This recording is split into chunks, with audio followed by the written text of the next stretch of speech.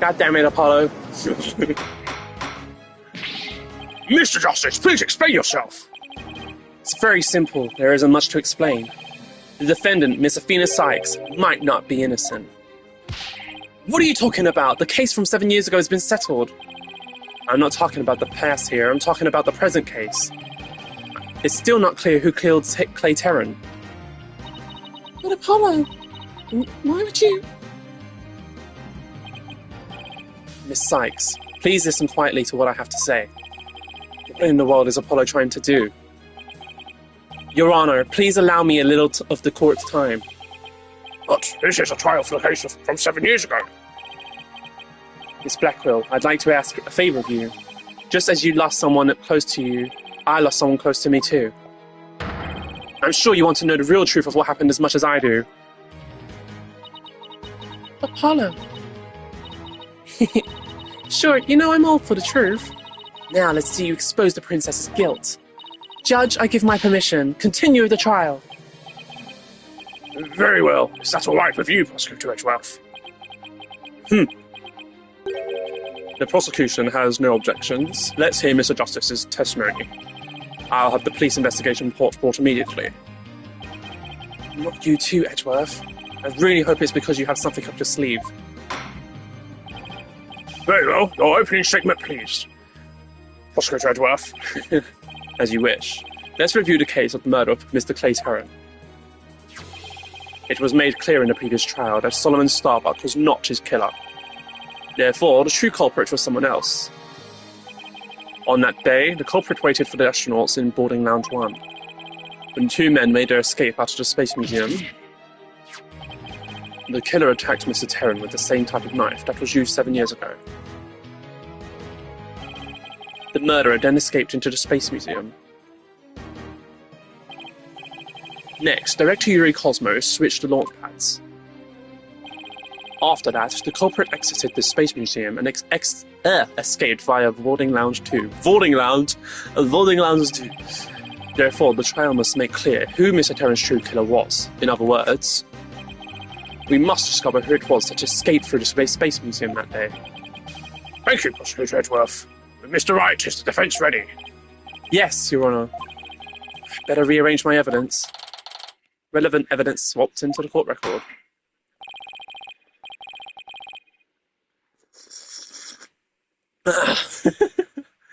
Now then, Mr. Justice, your testimony, if you please. If you please. Give me your testimony. I suspected Miss Sykes of the murder of Clay Terran. My growing suspicions were confirmed when this incriminating evidence presented itself. In addition, she's the only one who could have utilized the launchpad switch to escape. That is why I wish to indict Miss Sykes on the charge of murder. Excuse me?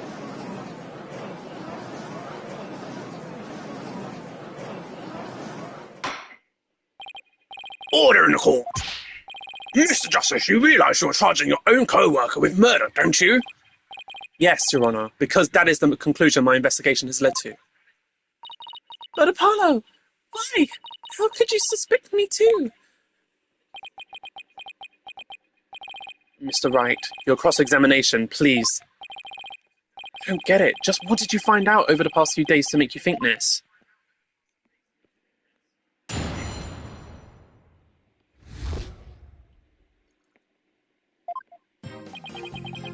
Okay. Hold it! What first made you suspicious of Miss Sykes? It all started when Miss Sykes and I were investigating the crime scene. When she saw the weapon that killed Mr. Terran, my bracelet reacted. She said she'd never seen the knife before, but my bracelet told me otherwise. And then every time after that, my bracelet would react when she talked about the case. Poor Apollo must have been beside himself during that investigation. I didn't know what to do or think. I couldn't even sleep. In that condition, I knew I wouldn't be any good in court. So I decided to wear an eye patch, so I wouldn't be able to perceive any of her tells. So that's why Apollo was acting so strangely. The reason Miss Sykes unconsciously reacted to the knife that way is because she stabbed her own mother's murderer with it, identical to it 7 years ago. But that knife was also the murder weapon that was used to kill Clay Terran. My bracelet could have also reacted to her because she knew she was his killer too. Ugh. I guess he has a point. But my bracelet wasn't the only reason I became suspicious of her. My growing suspicions were confirmed from Nathan himself. That's the lighter that was found in the Space Museum with her fingerprints on it, right? But even if it seems decisive, there must be other facts we don't know about it yet. If that's so, go ahead and prove it then! Look, honestly, I don't want to believe it's true either, but Miss Sykes was the only one who was in the Space Museum at the time of the murder. But Mr. Justice, Miss Sykes had absolutely no motive to kill Mr. Terror. 7 years ago, Miss Sykes lived at the Cosmos Space Center. It wouldn't be strange if she had some kind of connection to him. Besides, people sometimes kill for motives we can't even imagine. I know you've seen plenty of cases like that in your own career, Mr. Wright. I still can't believe this. How can you actually suspect Athena, Apollo? What do you mean by that? Isn't it possible that somebody else used the same escape route? I'm afraid not. Mr. Wright? Why not? Recall that there is a security camera in boarding lounge 1 aimed at the launch pad door. It's the camera that captured Mr. Terran and Mr. Starbuck. But there's also another security camera in boarding lounge 2. It recorded Mr. Terran's killer, or rather, Miss Sykes, coming out of the Space Museum. Camera in boarding lounge 2, first I've heard of it, but it makes sense. Athena said she had snuck into the Space Museum the night before the incident, and then was overcome and passed out until around noon the next day. I was out until about noon of the next day. I didn't even know about the explosions. When I woke up, nobody was around, so I just went out into boarding lounge 2. That must have been when the camera captured her, and that's what made Apollo suspect her even more. But wait a minute.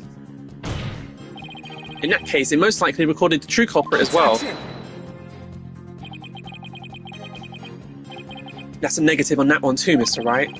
In the footage taken after the incident, Miss Sykes is the only one who appears. What? Why? That was a really quick scream of Phoenix. Order in court! That can't be. But if it is, then it's incredibly incriminating.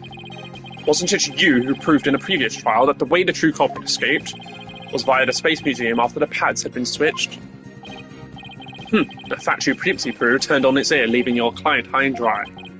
I must say, that is vintage Phoenix Wright. Ugh. That is why I wish to indict Miss Sykes, you bloody bastard! Believing in your client to the end is a basic principle of good defense. Shouldn't you extend that same principle to your own co-worker? You're probably right. Maybe I'm not even fit to be a lawyer. However, I don't care. This case is special to me. I'm a sexual. I'm joking. Tay was my friend, and that's why I just have to know the truth. Athena's your friend too, no? Apollo suspected his trusted co-worker of killing his friend. To dispel his doubts, he investigated on his own, but that only led to more doubts. Apollo must have been really struggling with this. Well, Apollo may have doubts, but I'll say it again. Athena Sykes isn't the murderer. Then I have only one thing to say. Evidence is everything in court. Well, Mr. Wright, think you have the concrete proof to knock down my arguments? Your arguments have been very clear, Mr. Justice, and your facts appear to be indisputable. Well, Mr. Wright, what do you think of my theory? Think you're stupid? It looks like there's not even you can deny it. Miss Sykes was the only one who used the only possible escape route. Maybe, I think I'll say route for him, I don't know. Under these circumstances, there can be no other suspect but the defendant. Unless you think there was an alternative escape route? Is that what you think, Mr. Wright? Is that what you think, Mr. Wright? Is that what you think, Phoenix? Was there an alternative escape route? Of course. Yes, of course there must have been. Just don't ask me what. You're just bluffing again, aren't you? Me? Bluff? No way! He knows me too well.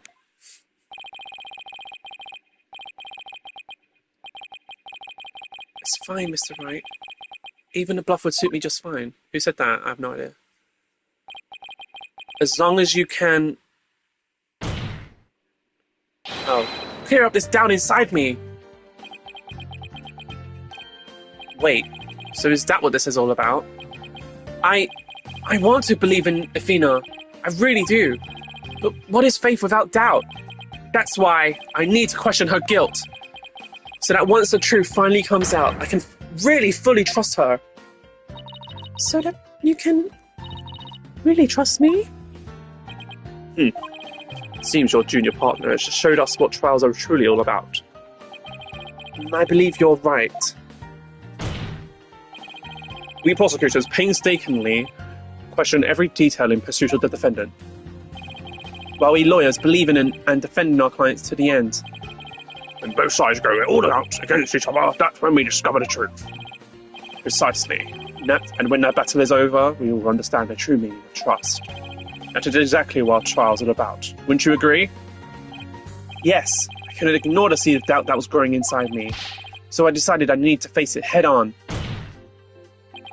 No matter what the truth is that's waiting ahead, I won't be afraid. That's so like Apollo, always uber earnest about things like this. Mr. Justice, I vow to dispel every last bit of doubt in your heart. Good, because I want to believe in Miss Sykes again. You're really hoping there was an alternative route, aren't you, Apollo? If I use the process of elimination, there really aren't that many possibilities. The Wright Cosmos was at the southern exit, leaving only the control room and the corridor to the Space Museum. Which door could the culprit have escaped through? Come on, Mr. Wright, where do you think the culprit escaped to? Take that! They really only could have escaped to the corridor to the Space Museum. All he had to do was use the unconscious Mr. Starbuck's prince to get through the door. It appears that all you're trying to establish is Miss Sykes' guilt. The culprit used that route. The only exit would have been the boarding lounge too. The logical conclusion of your argument is that the killer is none other than the defendant. Ugh. I knew it. That's the only way it could be, huh? If the culprit escaped into the corridor that leads to the Space Museum, then I guess it's true. The only exit would have been into boarding lounge 2. But Miss Sykes was the only person captured by the boarding lounge 2 security camera. I investigated the crime scene thoroughly. But the only place the culprit could have escaped to was the Space Museum corridor. There weren't any other secret corridors or anything. Corridors is... Why is that a weird word for me to say? So that leaves us with no other conclusion to draw but that Athena Sykes was the culprit. What could the answer be? Was there really no other escape route? But, hold on a second. What if...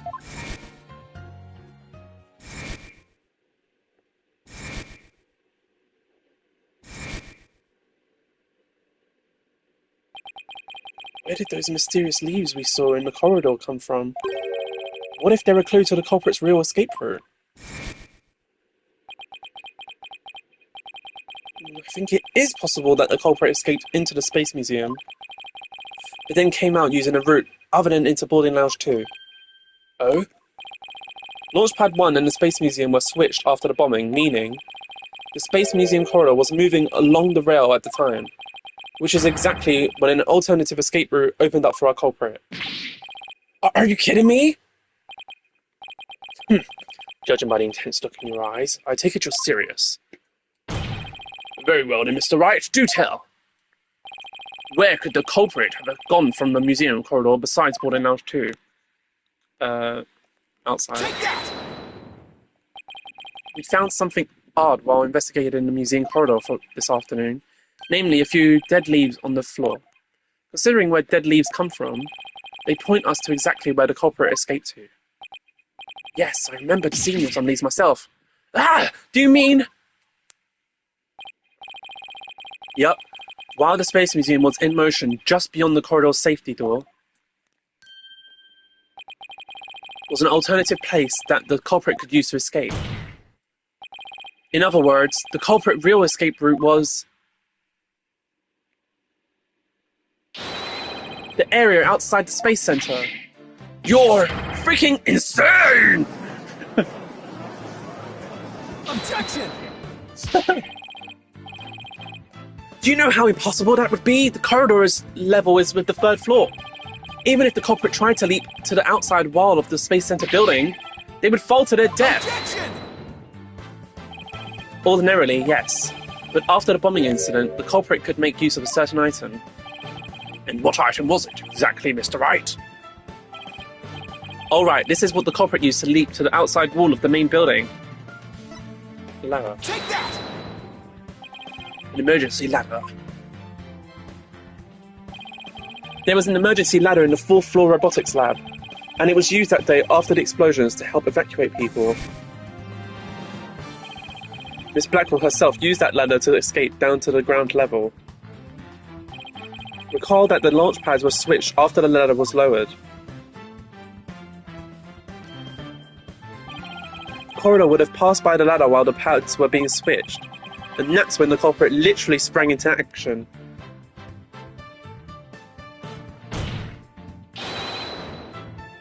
And leapt onto the ladder. What? Who would have imagined?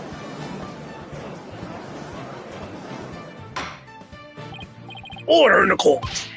Well, an alternative escape route seems to have emerged. Which means someone other than Miss Sykes could have been the culprit, right? Objection! Making things up on the fly in an attempt to sway the court again, are we, Mr. Wright? Your theory has so many holes, it puts Swiss cheese to shame. Alright then, name one. I have here detailed information about the Space Center. According to this, The distance between the museum corridor and the main building during movement is a full 20 feet. 20 feet? You're pulling my leg, right? In addition to the corridor is 3 floors from the ground, of roughly 50 feet. What's more, the culprit would be leaping to a precarious place, an unstable ladder. Ugh. Human beings feel fear in dangerous situations. It's a basic survival instinct. An ordinary person would certainly hesitate before jumping. Or even freeze in fear and not jump at all. Objection! But the culprit had just murdered someone. They weren't in an ordinary state of mind. Objection! Nevertheless, why would they have taken that kind of risk? They could have waited for the switch to be complete and escaped to the boarding lounge too. Objection! Because there was a security camera in the boarding lounge too. The culprit knew that they would be recorded if they left the Space Museum that way. Objection! In that case, the culprit could have hidden in the museum until things settled down, and then blended in with the other people after the museum was opened. That's a good point. But you claim that despite all this, the culprit took a 20-foot death-defying leap. And all in the brief moment the corridor and ladder passed by each other. That's also a good point. They would have needed a running start while the corridor was moving to make that jump. If their timing was off, or if they couldn't jump far enough, it would have been instant death. What kind of person would attempt something like that? Stop bringing up good points, Edgeworth. This true culprit of yours is nothing but a figment of your imagination. Why do you always have to point out every flaw?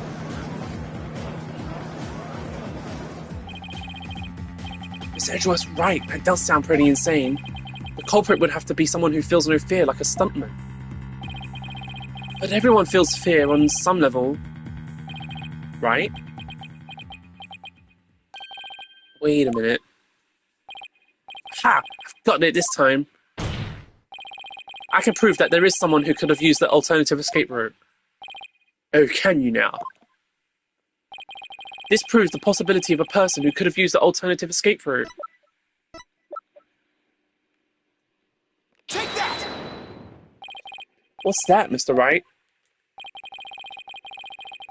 This is a certain person's very interesting psych profile. The subject doesn't experience feelings like normal people do. In other words, this person doesn't feel happiness, sadness, or fear. Doesn't feel fear? Right. You can't be serious. Without the constraint of fear. He could easily do what an ordinary person wouldn't dare. Just as you or I could do a broad jump on the ground without the slightest fear. This subject could make a 20-foot leap, 50 feet up in the air. He could choose this extreme way of escaping without hesitation. So you're saying that to a person without fear, the alternative route would be quicker and eliminate the chance that they'd be spotted. That's definitely pretty extreme, Mr. Wright. Was there such a person in here, Destine? Yes, the Phantom, that mysterious shadowy figure who keeps popping up. Oh dear. Phantom. Again? I knew the Phantom was there behind the scenes of the Space Center bombing, but I wasn't sure if he was connected to the murder of Clay Terran as well. However, now it's all clear. The Phantom is the one who not only bombed the Space Center, but also killed Mr. Terran. What? Ah!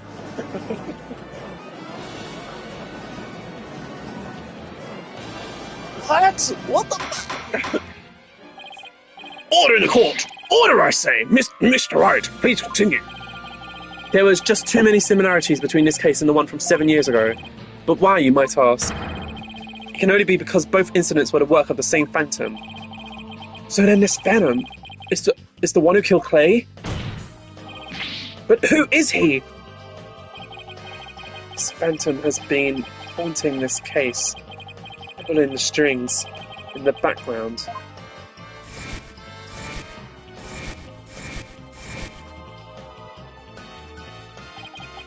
Who could this unidentified international spy be?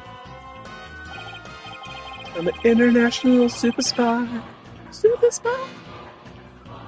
Sorry. Right, this escape route must have been a part of Phantom's plan from the start. As was tricking Director Cosmos into switching the launch pads. The bomb on the second floor was meant to make the elevators and stairs unusable. That's why he gave advance warning and planted the bombs where he did. Yes, I think you're right. But it doesn't explain this one last thing. So I lowered my emergency ladder like the detective leading the evacuation told me to. But it was such a pain. Why couldn't they have used the ladders in the other rooms? The robotics lab wasn't the only room with an emergency ladder. But he couldn't have made that leap unless he was certain which one it would be. So you mean... the Phantom must be someone who knew that particular ladder was going to be used. That's right. Who could it be? Wait a minute. So I lowered my emergency ladder, like the detective leading the evacuation told me to. Miss Blackwell lowered the ladder after being told to by the detective leading the... Ah! You've got to be kidding me!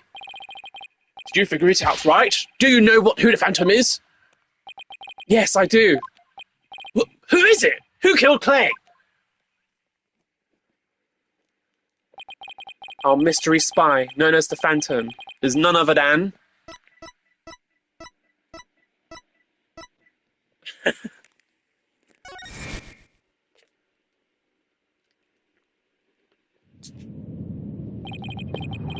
After the explosions, a member of the staff crossed paths with a certain detective. I was on duty on the 4th floor. It was quite the madhouse, I tell you. As for the detective who was leading the evacuation from the 4th floor, he had a very specific objective in mind. So I lowered my emergency ladder, like the detective leading the evacuation told me to. His objective was to secure his own escape route.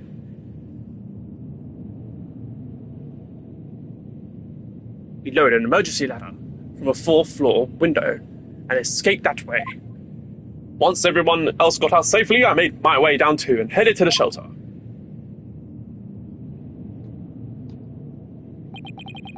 This is a detective you all know. He's even the lead detective on the current case. He appears to be a very emotional man, but his psych profile says he is without emotion. Take that!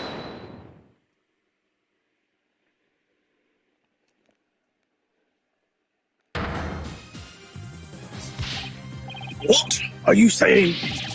I don't even know what he said. Wait, I'm missing it! Wait! You mean the Phantom is... Detective Bobby Fulbright? Exactly, we're all taken in by his fake persona. Detective Fulbright's real identity is the Phantom. I missed it. Order in the court! Mr. Wright, could this be? That's easy, Your Honor. Detective Fulbright was leading the 4th floor evacuation effort. Our first clue is that he made no attempt to have any other ladder put to use.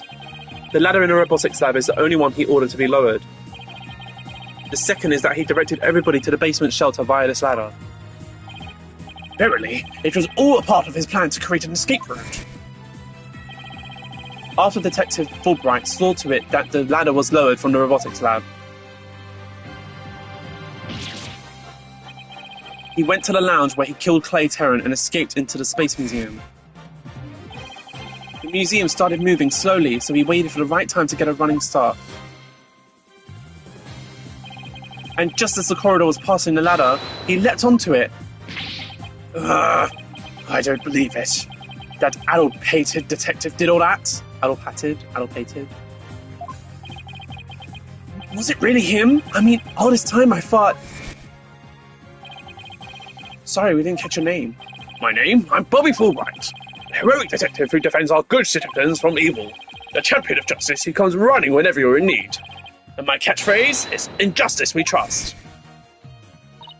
Then his concern for Simon was also just one big act. I swore to reform Prosecutor Blackwell and make him a valued member of society again. So I can't just sit by and watch him give in to his emotions and tear the defendant apart.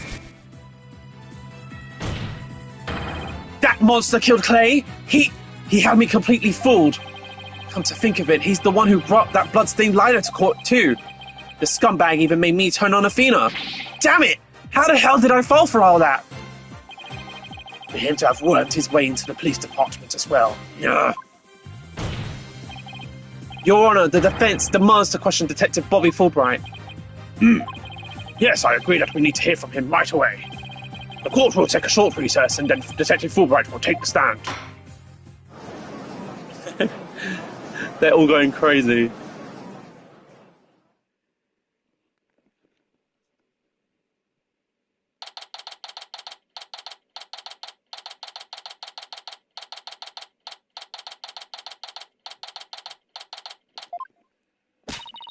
Thank you so much, Mr. Wright.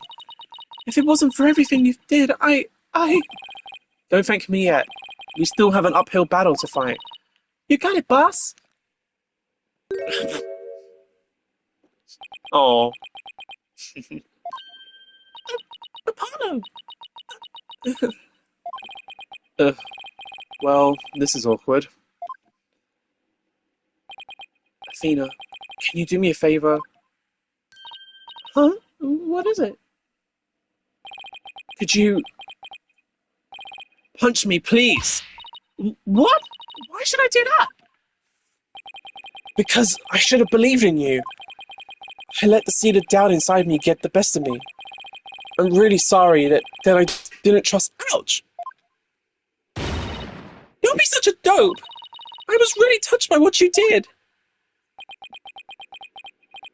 Huh? Now what are you talking about? I want to believe in Athena. I really do. But what is faith without doubt? That's why I need to question her guilt. So that once the truth finally comes out, I can really fully trust her. You took the time and effort to genuinely think about who I am and what I'm made of. After all that, how could I punch a true friend like you, Apollo? You didn't have any trouble slapping him a second ago. Thanks, Athena. And thanks for waking me up to reality again. Guess I know now who to call if I ever get sleepy in court. It looks like you have some promising young people working under you. I'm assuming it's Edgeworth, yeah. Edgeworth. Yeah, I think they're pretty great myself. And they're not afraid to keep me in line. Anyway, I have some very good news. Aura Blackwell has surrendered and the hostages have been set free. Tracy and all the others, oh, thank goodness. Miss Blackwell said she had something she really needed to do. So I granted her special permission to do what she must. I wonder what it is. Oh. Miss Blackwell! I didn't come to apologize if that's what you're thinking. My actions are what allowed the truth of what happened 7 years ago to come to light. But I did come because I had something to say to all of you. Miss Aura. She better not be here to complain about something. Miss Blackwell, I want to apologize to you. The fact that you couldn't trust the court system is our fault. Yes, it's true the courts are filled with incompetent idiots. Still, I suppose I could let you handle the rest of this case for me. Oh, Miss Aura, does this mean you're starting to trust the system again? No, of course not. Be quiet, hunk of junk.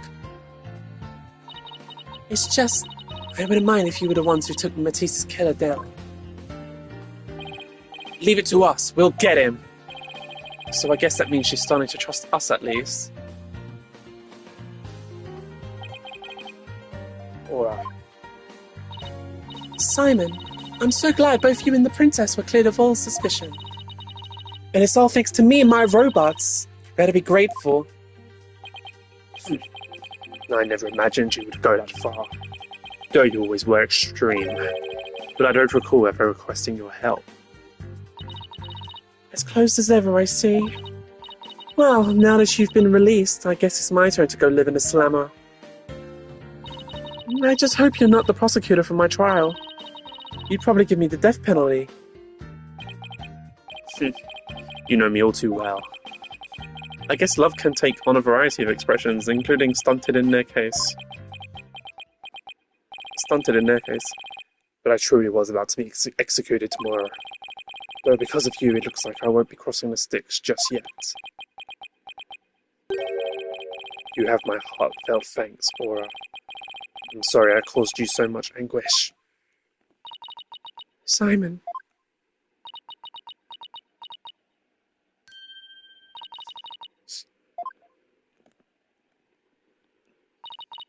I'm so glad, Simon.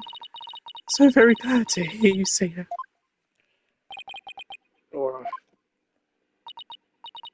Alright, that's enough of that. Bailiff, take me to the detention centre.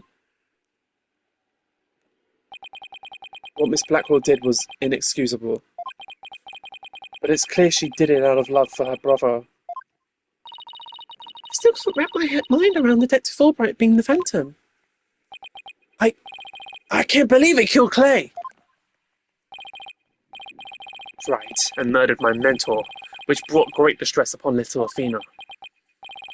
Chief Prosecutor. Yes? I would ask a favour. Would you allow me to stand at the prosecutor's bench for this trial? I wish to claim the Phantom's head by my own hand. That was my plan all along, after all. It's highly unconventional for a man of my position to stand in court. Sir, the formal paperwork has yet to be filed, but you are hereby conditionally released. Please take the prosecutor's bench in your official capacity, and uncover the truth by your own hand. I'm much obliged. The day to part with these has come at last. Chief Prosecutor, could you... He's a free man, baby!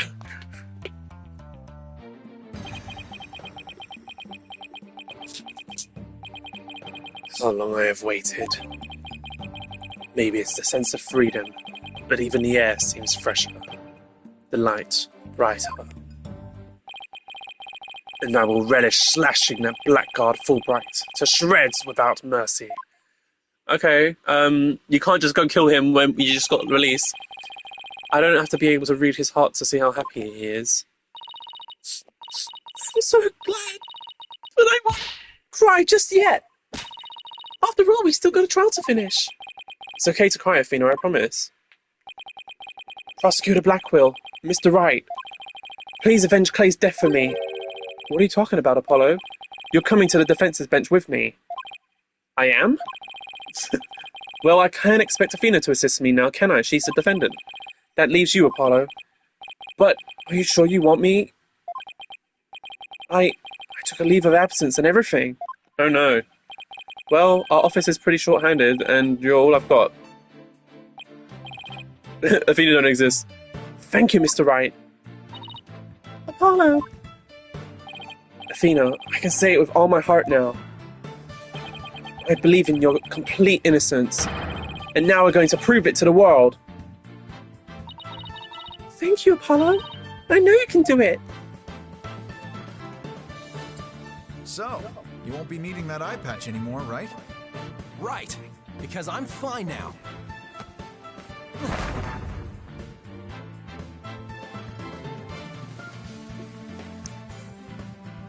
So dramatic.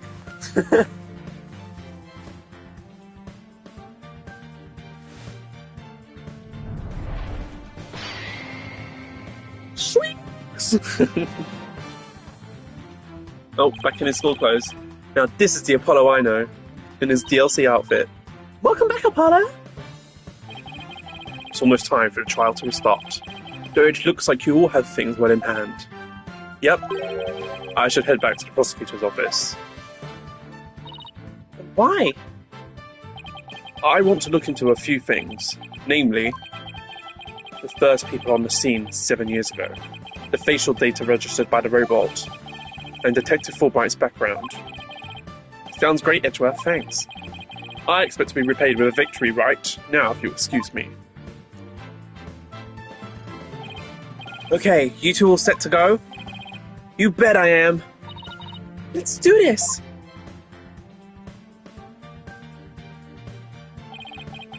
This is it. The final battle. The murder of Apollo's friend. The courtroom bombing incident.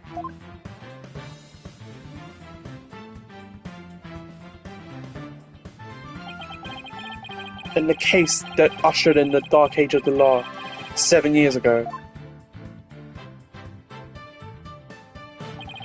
Destiny has called us to bring the one responsible for it all to justice today.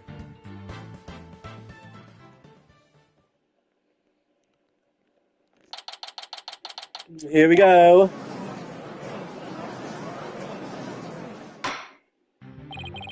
Let us now reconvene. The defense is ready, Your Honor. The prosecution has never been more ready. You know, this is the first time we've been at the defense bench together since I debuted. Now that you mention it, although back then I thought you were more loud than you were reliable. You've really come a long way since then, Apollo. You've grown a lot. Well, there have been some hiccups, but I guess I've done pretty well. He's still got that ego of his, though. Prosecutor Prosecutor Blackwell. With your 7-year mistake now resolved, you can finally take your rightful place. Yes, I guess we can keep the chit-chat for later. Bailiff, please bring in the witness immediately. Even with those handcuffs, our Prosecutor Blackwell seems to be pretty much the same. 7 years of grumpiness doesn't go away so easily, I guess. He's like, shut up and get on with it! Ha ha ha! Bobby Fulbright here. I heard I was needed on the stand, so here I am.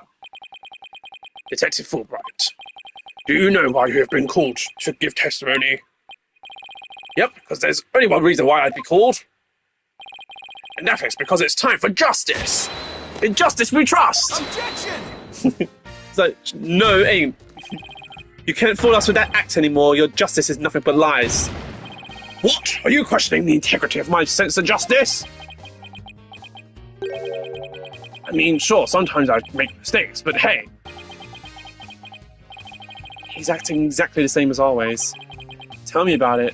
He must be feeling awfully confident. Wright, if you wish to dispel our suspicions, then let's get to your testimony. Alright, fine. You want me to prove my righteousness? I can certainly do that. What's he going to say? The embodiment of justice. Ha ha ha! I am the very embodiment of justice itself. I won't have you make me into a villain with your far-fetched arguments. This bit about the escape route is only a theory. You don't have any proof. What we do have is proof that Athena Sykes is the culprit, the lighter with her prints on it. That you presented. So you're saying the suspicions against you are completely false? And that the defendant is the real culprit? That's right. Mr. Lawyer's escape route is totally circumstantial. He doesn't have any proof that I made a big leap onto a ladder. We don't have proof. You are correct about that. However, you don't have any proof for your claim either. I guess you're right. But you can't define justice with evidence. Who can define it anyway? Justice. Justice! Objection! Don't make me break out a dictionary on you. Ugh! Please don't throw the book at me. Ugh. Tell me the Phantom didn't just make me set up a stupid pun for him. Let's just try not to lose focus, alright? But my justice is crystal clear. What's not clear on your eyes? Wake up and smell the justice!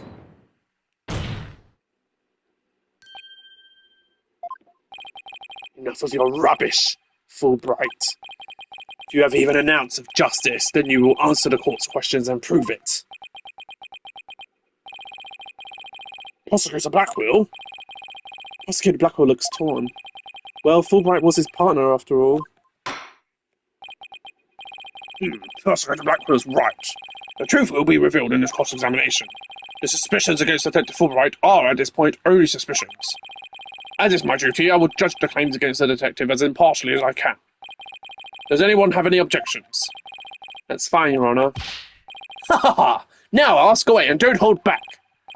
Well, there doesn't appear to be any objections. Very well, Mr. Wright, please begin your cross-examination. I don't even know where to begin.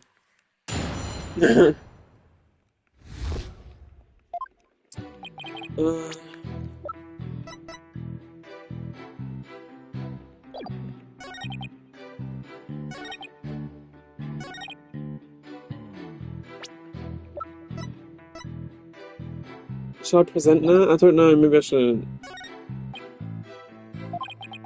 Oh, and he doesn't help that he has the evidence. Let's press him in everything until he cracks. Okay, we're pressing him. Hold it! The embodiment of justice? Those are just empty words. But they say if you keep saying something, it can eventually become true. Isn't that how people make their dreams come true too, by wishing over and over? Alright, let's just move on. Alright then. That was a quick one. Hold it! My arguments are hardly far-fetched. There's careful reasoning behind my theory. Yes, well, apparently there's reasoning behind even a tofu burger. But what have we against Miss Sykes, though, is not just reasoning, but solid evidence. And it's called the lighter with Miss Sykes' fingerprints on it in the victim's blood. Yes, that's true, but wait, Detective Fulbright was the one who brought that evidence to the trial. If you harbour any suspicions, I suggest you ask Fulbright, right, Dodo? Especially about that lighter. He's right, but what exactly should I ask about? The number of the position? I don't know. Please tell the court about the position of the prints on the lighter. They're around the same spot on either side, as they would be if she was holding it up. I suppose it was used to light the room, it would be held that way. Could you please add that statement to your testimony? The prints were placed just the way they would be if someone were holding it. Are they?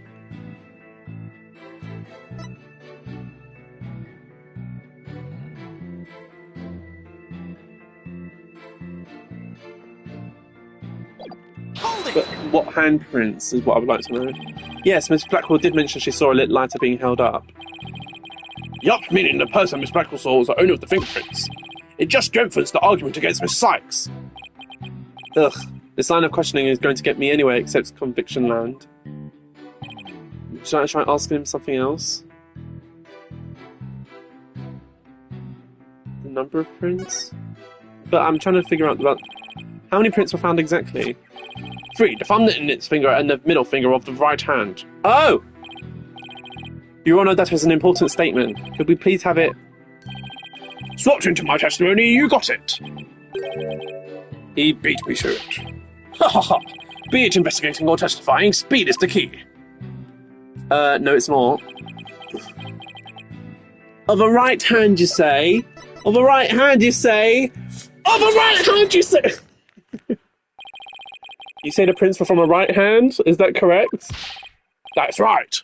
Very clear prints. That just doesn't add up. What? I don't know why I did that. According to Miss Blackwell, who saw the culprit herself, this person held the lighter in their left hand. Oh? So here is a dilemma before us. Why are the prints on the lighter from a right hand instead of a left? No! You're right. It doesn't make sense, does it? Your Honor, this lighter can hardly be called incriminating evidence. The witness's claims don't even hold water. Detective Fulbright, I hope you have a good explanation for this. I just can't understand it. They're definitely right-hand prints. But then why are they inconsistent with Mr. Blackwell's statement? I've got it. What have you got, detective? The mirror. The witness must have seen the reflection of the culprit in the mirror. Go on. Miss Blackwell was looking in through the window of boarding lounge 1, wasn't she? I believe so. If you mean the little window in the back. Oh, if you mean the little window in the back and to the right of the room. That's right, and across the room on the opposite wall is a large mirror. I do remember seeing it. So you're saying... Yes, the culprit Miss Blackwell saw must have been a reflection of the person in the mirror. Ah, I see. In that case, right and left would appear reversed, wouldn't they? Ha ha ha! Now do you see? That's the logic of pure justice! But your argument is only conjecture. You don't have any proof that what Miss Blackwell saw was a reflection. Silence. Right, Dono, you'd sooner nick yourself than him like that. Put some more muscle into it. Huh? Ha ha ha! That's right! Besides, the lighter couldn't have been in the left hand. And why not? Miss Blackwell said she saw an Earth emblem on the lighter, didn't she? That emblem is only on one side of the lighter. You're right. There's no emblem on the other side. Exactly. As blank and smooth as a judge's fine skull. If the culprit has held the lighter in their left hand, they wouldn't have covered the emblem. Uh-oh. What's more, this isn't the kind of lighter you flick open with your thumb before lighting. So if the culprit had held it in their left hand with the emblem out and visible, they wouldn't have been able to open it, let alone light it. But if they had held it in their right hand, they could easily open it and light it. This all means that the culprit was definitely holding the lighter in their right hand. No! Come back, my beautiful contradiction! Ugh. It appears you planted a flower that bears no fruit. Ha ha ha ha! See how it withers before my flower of justice!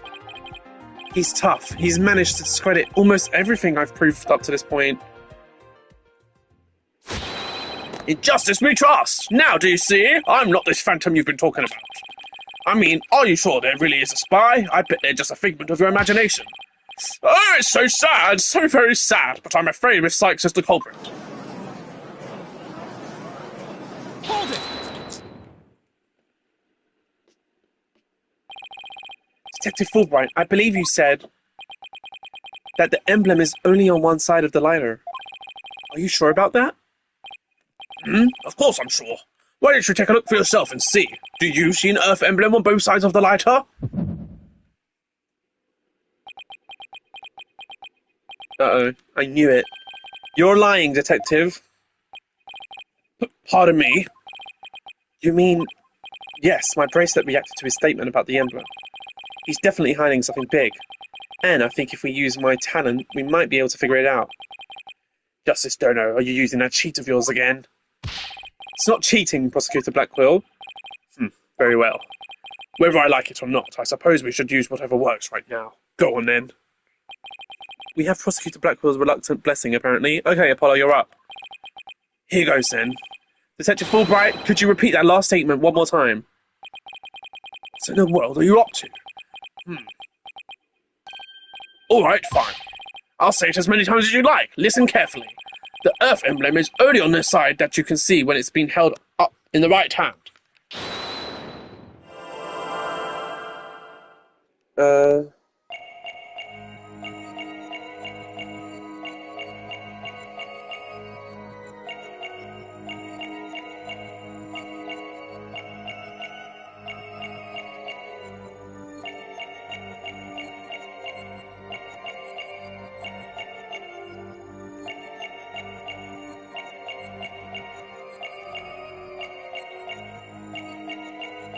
I thought his hand was moving for a second.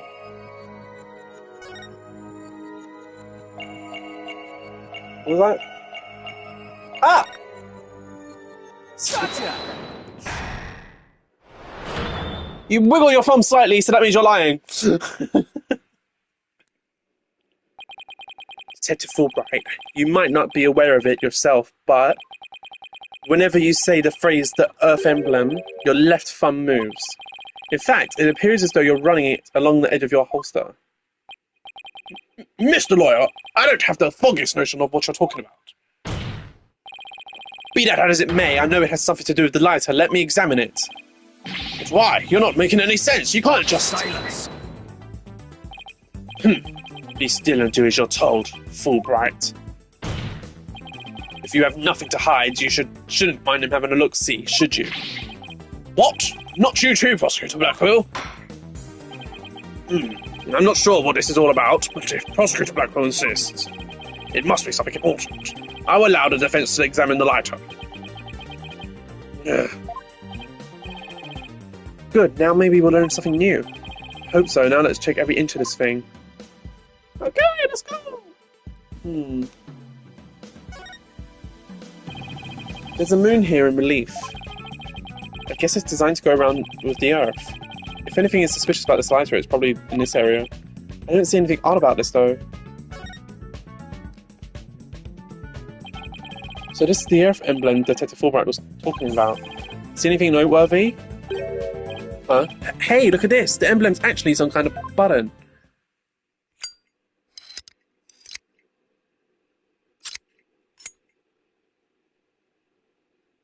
Huh. Interesting. Wow, it transformed into something... Handle. Trigger. Is this what I think it is?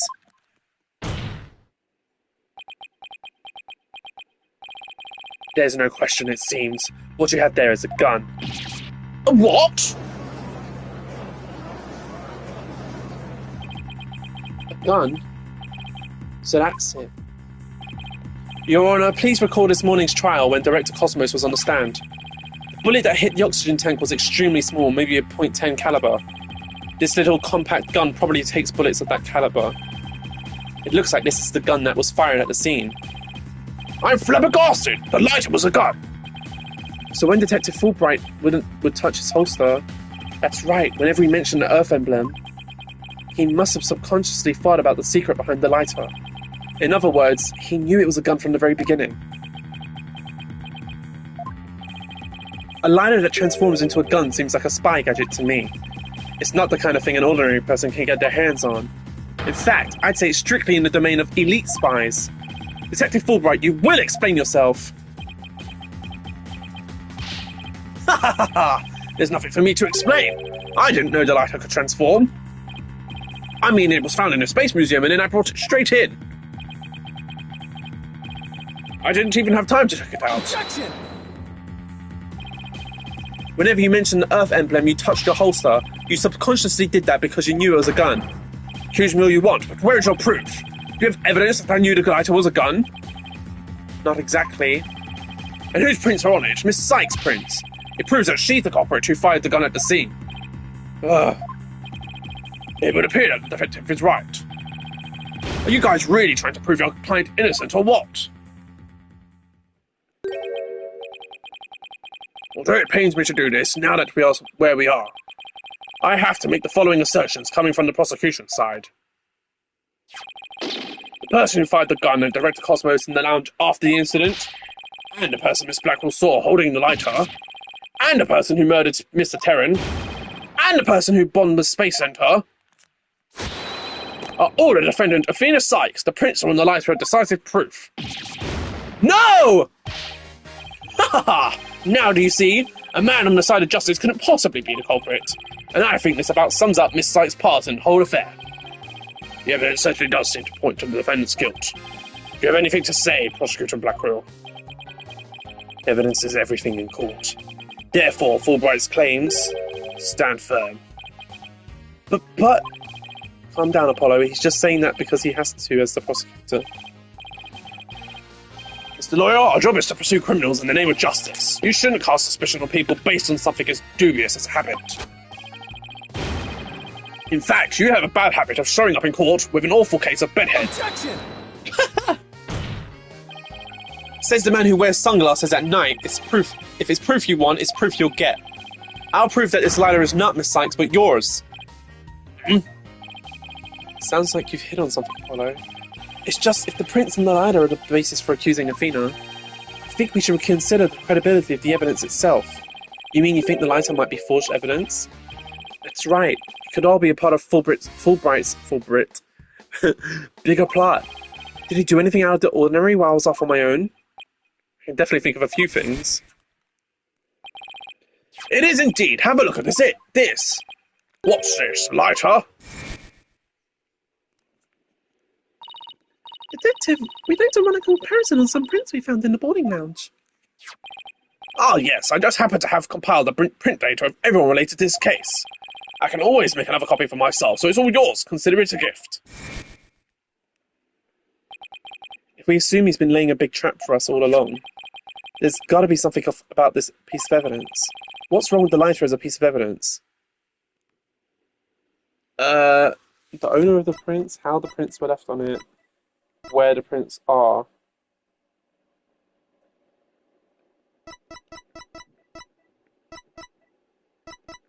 I don't think it's the owner. I think it's either where the prints are or how the prints are left on it. I feel how is kind of suspicious. I don't know. No, I guess I don't see anything strange about how the prints were left on the lighter. Nothing unusual about the angle of the prints or how they are patching in places, but there's got to be something off about this piece of evidence. What about where the prints are then? Anything odd about where the prints are? No, I guess if it was fired as a gun, that's about where the prints would be, but there's got to be some... What, the owner of the prints? Are they really Athena's fingerprints? They definitely matched her print data. So I got both of them. I got it wrong so badly twice. What about the data itself? Detective Fulbright, you were the one who provided us with the lighter and print data. Isn't that correct? Yes, what about it? You say Miss Sykes' prints match the print data.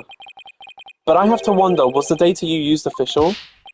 Mr. Wright, are you suggesting that evidence might have been fabricated? I guess there's only one way to find out. Let's re-examine the prints. Using the official sanctioned print data of the people involved in this case. What? You dare insult the epitome of justice and integrity? There's no need for such antics. Your Honor, I lend my voice to the defence's request. You must allow the test to be rerun. Very well then. Bailiff.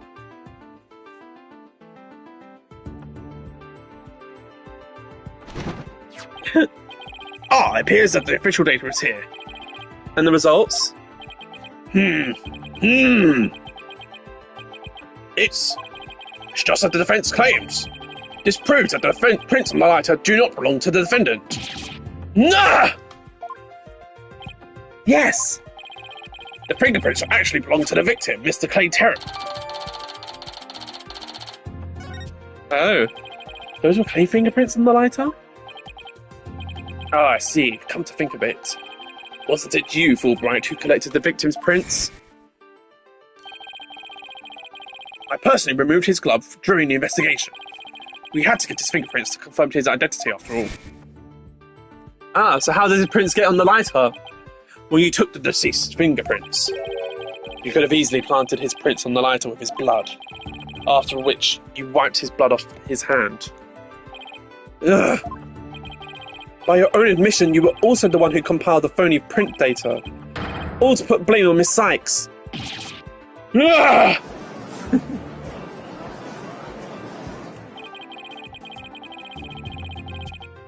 This ploy must have been to distract us from the Phantom who was behind everything. You were the...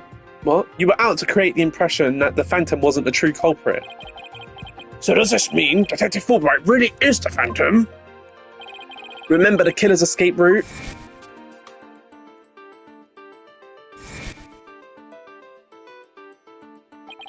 No ordinary person would have been fearless enough to attempt it. Nobody but the Phantom, the man with no emotions, could have done it. No! Detective Fulbright, you were the only one who could have used that escape route. No! I... Fulbright, are you really the Phantom? Answer me, or so help me, I will slash you to tiny slivers with where you stand. Ah! Alright, I'll talk. I confess. I'm not the Phantom. Silence. It's all over, now be a man and admit it already. But I'm not a spy. I'm an undercover investigator. I've actually been after the Phantom myself. An undercover investigator? That sounds less than wholesome to me. A person who hides his identity and secretly investigates in order to uncover information. And that's what you really are, Fulbright. That's right, I was working to track down the Phantom. But sadly, even though I was supposed to catch the spy ended up catching me. He took my family hostage and forced me to cooperate with him. What? Objection! Bullshit.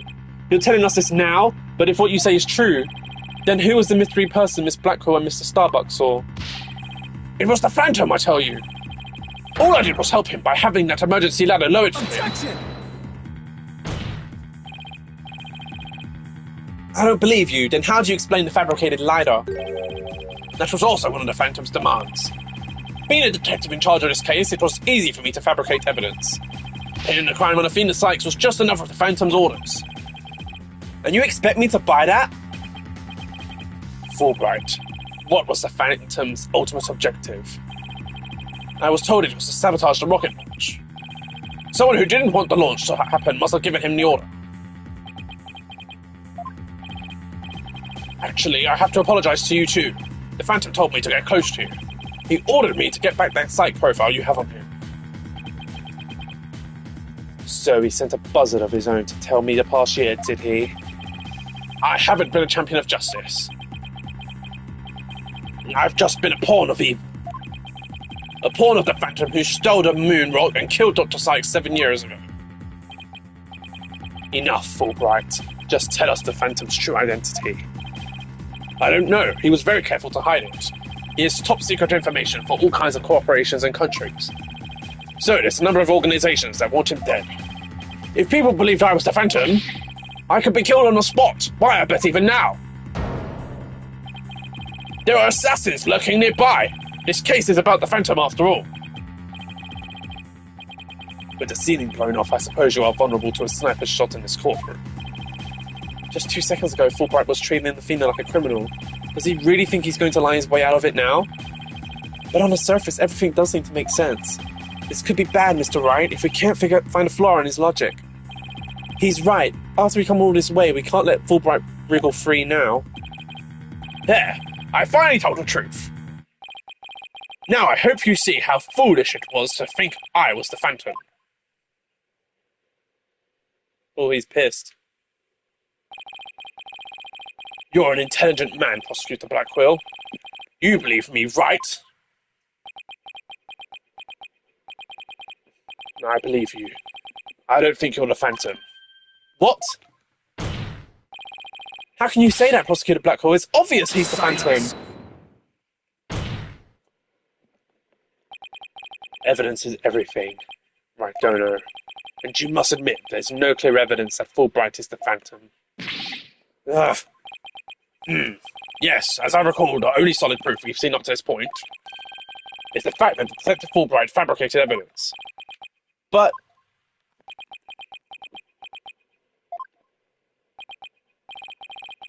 I've known Fulbright here for a year now, and all this time he's been quite intent on rehabilitating me. I don't believe his efforts were a lie.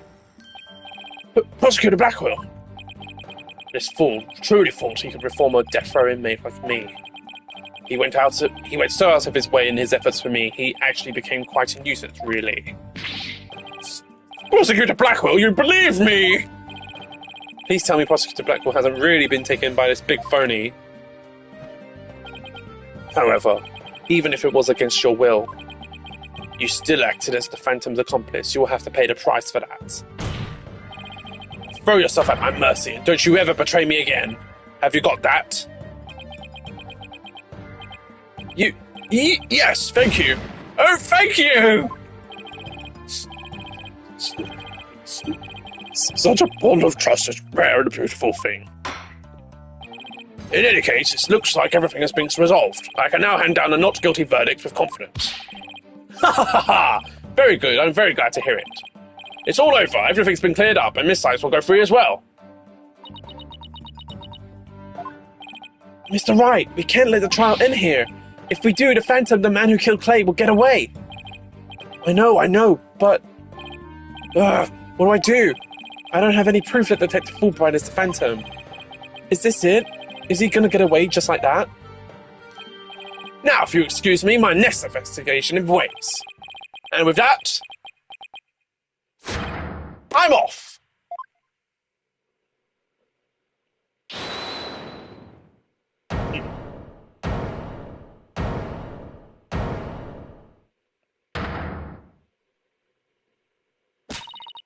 The defense! No, wait! Not the defense. The defendant feels it's not time for a verdict yet and would like to see this trial continue.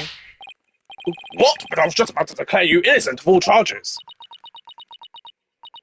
It just doesn't feel right to be standing here.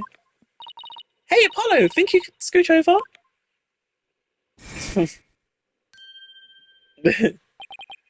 Athena, what are you doing? Hope you don't get held in contempt of court. I have some questions for you, Detective Fulbright. Are you relieved that you are no longer under suspicion of being the Phantom? Are you grateful to Prosecutor Blackwell for what he's done for you? Of course I am. I am truly grateful from the bottom of my heart. Athena, where are you going with these questions? I've yet to hear a single emotion behind any of Detective Fulbright's words, boss. The suspicion against him has been cleared up, but he's not feeling happy at all. What? Does that mean... We may not have any evidence, but the heart doesn't lie. That's it. With your special ability, we might just be able to stop him. Your Honor, the detective has been deeply traumatized by our accusations. Yes, well, even before all of this, I thought he was a rather odd fellow. If he doesn't get counseling right away, who knows what might happen to him? Hehehe! Ho ho ho ho! Ha ha ha ha ha! Prosperous Blackwell, can you believe the nonsense the defense is spouting?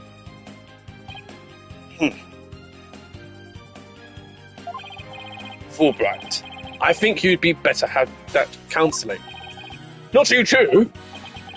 You've been making batty remarks ever since you were accused of being the Phantom. Such as you're an undercover investigator and your family has been taken hostage. I fear you might have finally lost it. But I thought you believed me! Silence! Oh, you amuse me so. What's going on here? That was an excellent bit of psychological manipulation just now, Simon. I knew you would catch on, Athena. Huh? Mind filling me in here? Guess we left you in the dust, huh, Mr. Wright? Simon was only pretending to believe Detective Fulbright, because he knew I'd notice if there was a lack of emotions, like joy or relief in his response. So he gave me the chance to take a listen. And listen I did to the voice of Detective Fulbright's heart. What? You two were working together just now? Come on now, Athena. Show us what's inside of Fulbright's heart. You got it! Time to chip instant replay! Widget, model me! Let's do this!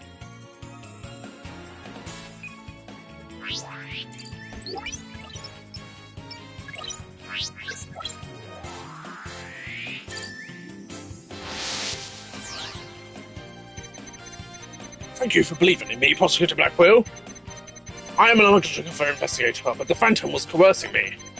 He stole the moon rock and killed Dr. Sykes 7 years ago. I'm a bad person for cooperating with such a man. But he took my family hostage. What else could I do? Even with all his over-the-top expressions and gestures, he's registering no emotion at all. It's just like I thought. And right in line with Phantom's psych profile. Uh-oh. Detective Fulbright, this lack of emotion proves you're the Phantom. Wait, what's going on? Wait, hold it! What do you think you're doing, Detective? Me? I'm not doing anything. He's trying to hack the Moon Matrix program. I can't do anything with it like this. Ah! Fancy device you have there, but I'll tolerate no cheating, thank you.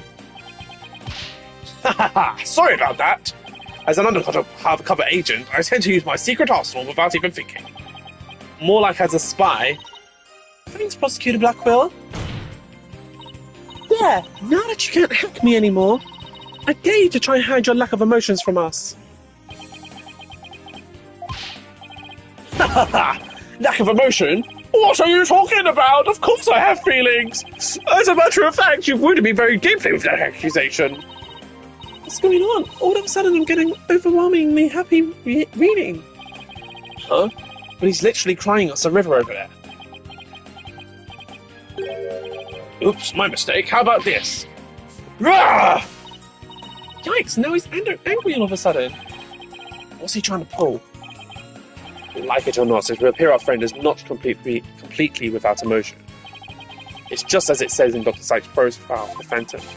The subject has a unique psychological makeup of almost no emotional fluctuation. Oh, I get it. So he has some emotions, right? Precisely, which leads me to wonder why you can't sense any emotion from him at all. I believe it's most likely because he's controlling his emotions. Very good, Prosecutor Blackwell, you're correct. It's the result of my daily training. A very important skill for us undercover investigators, you know. More like for us spies. Seriously. But I wonder why he suddenly showed several strong emotions. Wait a minute, I think I know. I sense there's a feeling you're trying to hide with your exaggerated emotions, Detective. Ha ha ha! A feeling I'm trying to hide? That's a good one. You're the ones who have been saying I'm the Phantom because I don't have emotions. I was just trying to show you the range of deep emotions I truly possess. Then you have no objections to me analysing you, right? No. Analyse away. But I will state it again, I'm not the Phantom. And be forewarned that your analysis will have no effect. Because you're about to see what an undercover agent can really do. Me, the Phantom? No way! Oh, I'm so sad. See, I told you I have no emotions. I have emotions. How dare you accuse me of being someone you would kill over a moon rock? I do regret cooperating with the Phantom, of course. But I'm so glad this whole misunderstanding is cleared up now. What the? How are we supposed to pick out what's unnatural from this? I don't know what we can do with this either. This must be his defense against your ability. So you think this is what he meant by what he's really capable of? I hate to know what's going on in that guy's head. Well, we know he's hiding something, and that he feels threatened by Athena. Being only human, his true feelings and emotion he can't completely conceal must be hidden somewhere in his testimony.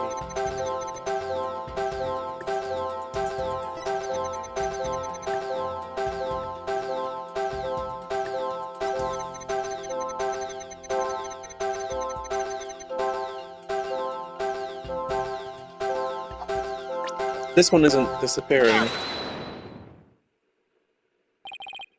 I found it. I found the one emotion you're truly feeling. What? Hidden in the middle of the chaotic storm, I saw one emotion that never disappeared.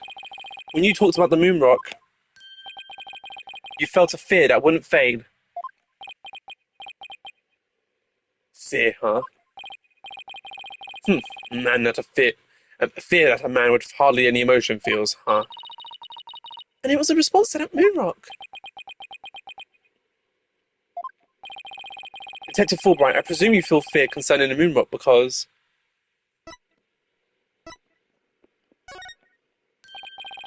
Of course. That's it. Enough, Fulbright. Just tell us the Phantom's true identity. I don't know. He was very careful to hide it. He has top secret information for all kinds of corporations and countries. So there's a number of organizations that want him dead. If people believed I was the Phantom, I could be killed on the spot. Why, I bet even now. There are assassins lurking nearby. This case is about the Phantom, after all. Detective Fulbright, I think I know why you would feel afraid. You're afraid that the Moonrock will somehow reveal your identity. If his identity was revealed, he would be killed immediately. That's certainly enough to make even the Phantom feel afraid. Me? Afraid? I don't know what you're talking about. So there really is something about the Moonrock that will reveal his identity? Apparently so. Wait a minute. Maybe the Phantom didn't so much steal the Moonrock, but more like he had to take it with him. Because there was something on it that would reveal his true identity.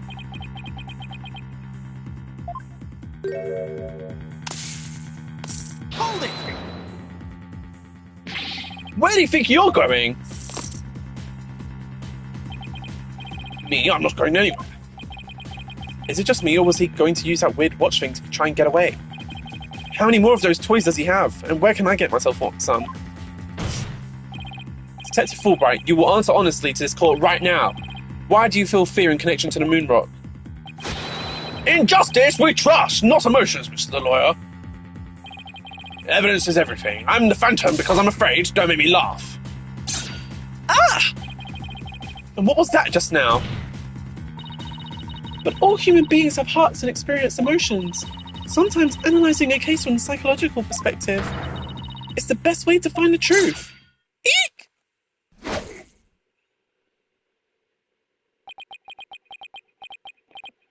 It's all just a waste of time. All your efforts at analysis serve no purpose. And now, in this dark age of the law, nobody would believe your claim that it's effective. In an era where evidence is fabricated, do you truly expect feelings to be accepted as proof?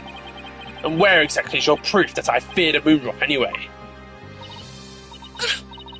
Well, I admit I don't have any conventional proof, but I still say that examining a person's heart has its merits. Oh, really? Then why don't you listen carefully with those special ears of yours? Listen to the voices of the hearts of the people in the gallery.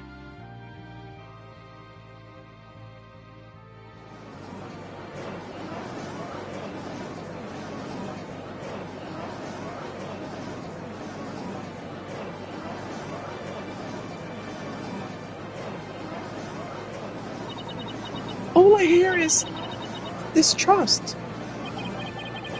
As you can see, the people are on my side. Because all they see is a strange little girl using a weird little machine. But it's not like I used analytical psychology to falsely accuse people. Uh-oh, he's got Athena doubting herself. Miss Sykes' analytical psychology has breathed a new life into the courtroom. It has freed the hearts of many witnesses and has been the key to getting the truth. Ha ha ha! What nonsense! Your Honour, the defence's claim is a false one. I don't feel any kind of fear when it comes to the Moonrock. I see. Very well, I will give the opinion of this court.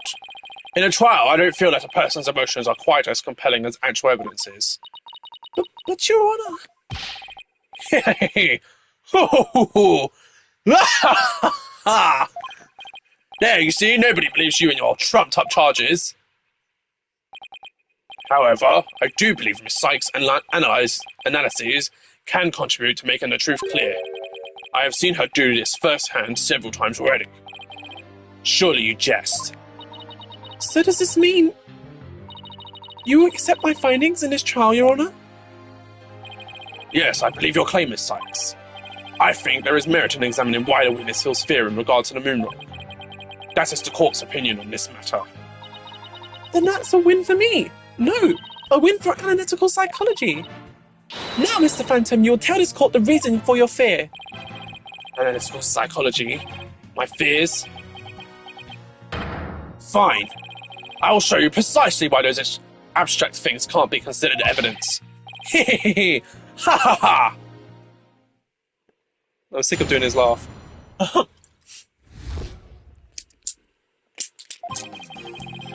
I felt fear when I thought about the moon rock because it reminded me of the Phantom. Yes, I'm very afraid of him because he took my family hostage. What reason would the Phantom have to be afraid of the moon rock? None at all.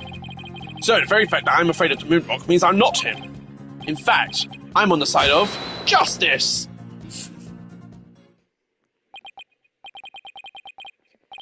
There you have it. Now, do you see why I'm afraid of the moon rock?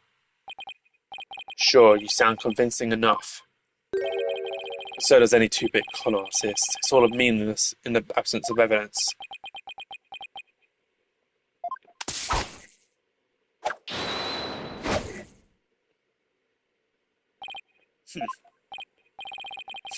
Phantom is like the mist.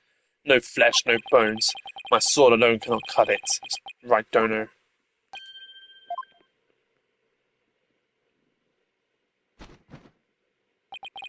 With your deductive reasoning and the body of evidence before us, let us send this miserable Phantom fellow to the other world together. You and I, Prosecutor Blackwell, we have a duty to bring the Phantom down and restore the people's faith in the courts. Indeed, by covering for Athena, I allowed the Phantom to escape. And as a prosecutor, I gave birth to the people's mistrust with my murder conviction. I bear part of the responsibility as well, for being suspected of forging evidence and losing my attorney's badge as a result. The two of us and the Phantom were there at the beginning of the dark age of the law. Then it is also our burden to cut away the foul spectre we created, is it not?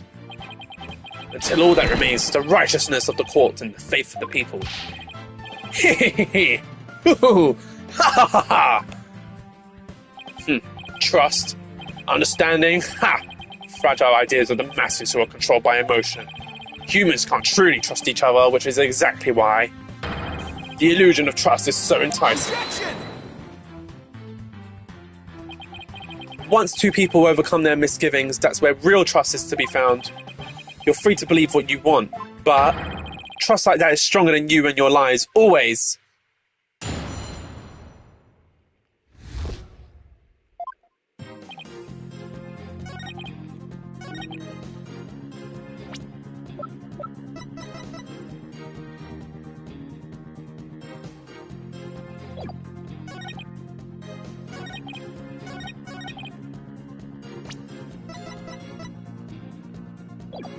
Hold it! You can't think of a single reason that the Phantom might be afraid of the rock? I thought the Phantom wasn't even supposed to have any feelings. How can someone like me, with my wealth of emotions, be expected to understand a guy? The Phantom, a person with very few emotions, would only be afraid of something really big, like his cover getting blown big. I'm willing to bet that the moon rock has something to do with his identity, but what? Maybe the Phantom's fingerprints are on the rock. Fingerprints can be wiped off. Then maybe he wanted the rock so bad he literally chewed on it and left his DNA.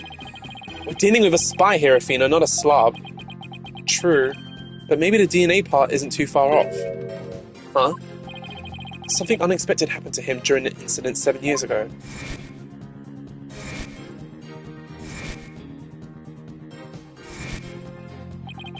I just know I have something that can show why the Phantom is afraid of the moon rock.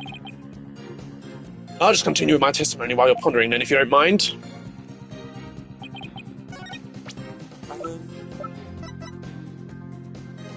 Objection! That's why. Detective Fulbright, I assume you know what this is. Of course, that's the knife that the Phantom used to kill Clay Terran. That's right, and the exact same type of knife Miss Sykes used 7 years ago when she stabbed the Phantom's hand. Yes, that was discussed earlier, as I recall. He dodged at first, so I only got his clothes, but I tried again. And this time you got him, didn't you? I did. I remember it clearly now. The knife went into the back of his hand. Miss Sykes then stated that she remembers the culprit bleeding. It's my theory that the culprit's blood gone on the moon rock. And he was afraid that if the blood was analysed, his true identity would be revealed. That explains why the Phantom had to remove the moon rock from the crime scene. You mean if we ran the analysis now, we'd know who the Phantom is? Ha ha ha! Yes, I suppose so. But unfortunately, the moon rock in question is missing. That may be so, but I'm certain I can explain what happened to it in great detail. You can? Of course. Not. You don't actually expect us to believe that, do you? Because you don't fool me. Ah! What the court needs is a bully-free zone. Ah, the infamous sword of the beguiling bluff. Its edges without compare. Come now, ready it with me, and show us just how finely it cuts. Your Honor, this is an outrage! No, I mean, this is an outrage! Ugh! Go on, Wright Dono. Let's start with something that's been bothering me for a while. Now, the culprit supposedly removed the moon rock from the lab. But in this video of him, it's nowhere to be seen. Oh, you're right. But here's something to consider. What if the Phantom hid the moon rock somewhere at the scene of the crime? Good thinking, boss. Security was super tight at the Space Center back then. All that in this right of the Space Center having very strict security in those days. All personal effects was examined thoroughly, coming or going. You could even smuggle it with an old leaf through those checkpoints. Does this mean that the moon rock is still somewhere in the Space Center? In the name of justice, I proclaim that's impossible. Why is that? The Space Center was searched from top to bottom. Oh shit, that's not his voice. And especially the lab. The moon rock was never found. Ugh, how could I forget about that? A sad but true fact. We still haven't a grasp on how it was done. But the Phantom made the moon rock vanish into the ether. There's no way it just disappeared. Logic and evidence tells us otherwise. The Phantom didn't have the moon rock on him when he left the lab. Yet a thorough police search didn't turn up anything. And it never turned up in the 7 years after that either. The Phantom made the rock disappear without physically removing it himself. But how? There must have been a way. Think, Phoenix, think.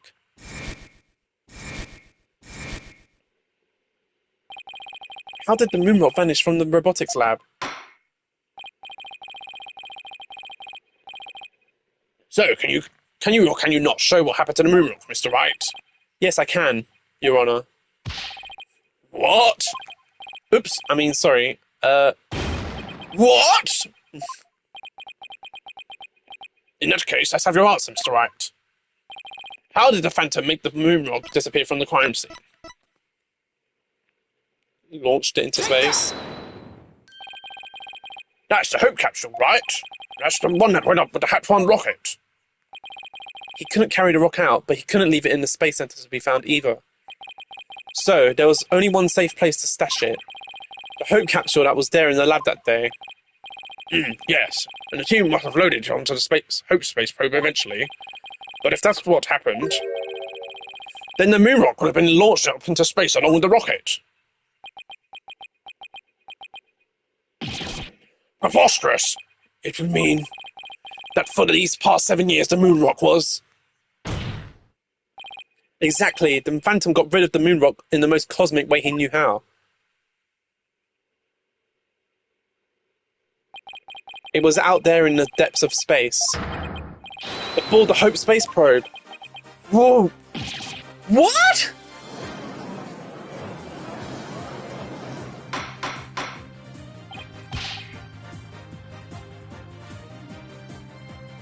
Order in the court! I understand now. The Phantom's original scheme was to sabotage the Hat-1 anyway. The villain. He used his primary objective to conveniently kill two birds with one stone. That's right. He planned for the moon rock to be turned into cosmic dust out in space, thereby destroying the one piece of evidence that could reveal his true identity. But Mr. Starbuck and the others foiled the Phantom's plot. The Hope space probe sailed off safely on its mission and returned 7 years later. The capsule in tow. Gah! If we analyse the blood on the moon rock, it should make one thing crystal clear.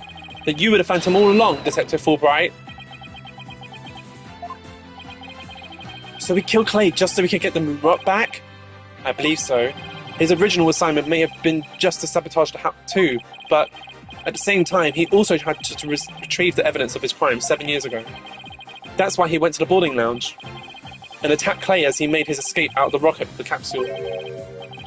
But in the end, it was all he could do just to escape himself, so he didn't get the capsule.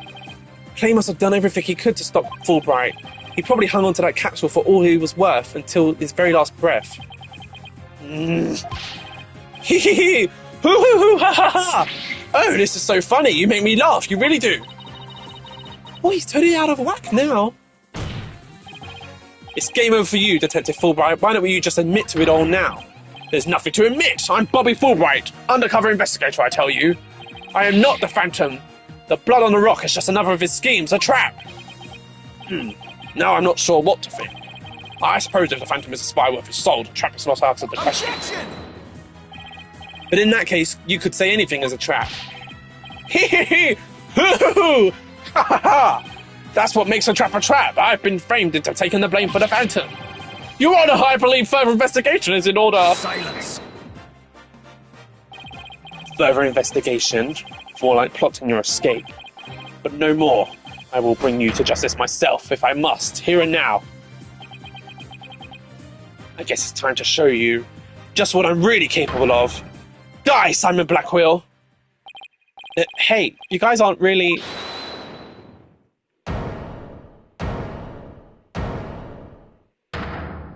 Edgeworth is like, you better not. It looks like I made it just in time. Edgeworth! I have good news for you, Mr. Wright. I've uncovered some very crucial facts. Did you find something out about the Phantom's true identity? You might say that. I started by looking into the first people on the scene 7 years ago. All three, an employee and 2 officers, were registered in robots' recognition systems, but none of them looked like the least like Detective Fulbright. That's not good. But there's more. I've yet to share my most important finding. Mr. Wright, Prosecutor Blackwell, you'd best brace yourselves. Uh-oh.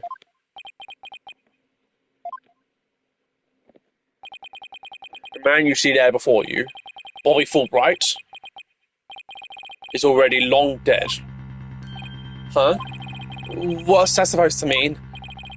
An unidentified body that was found a year ago has now been proven to possess Bobby Fulbright's fingerprints.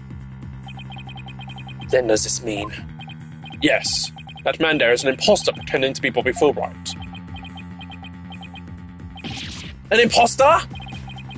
Then this means, who in the world is he? Enough of your trickery. If you will not reveal yourself to us, then I shall do it for you.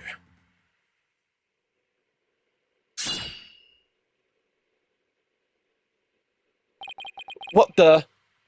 No! His face! Oh, look what you did to my mask.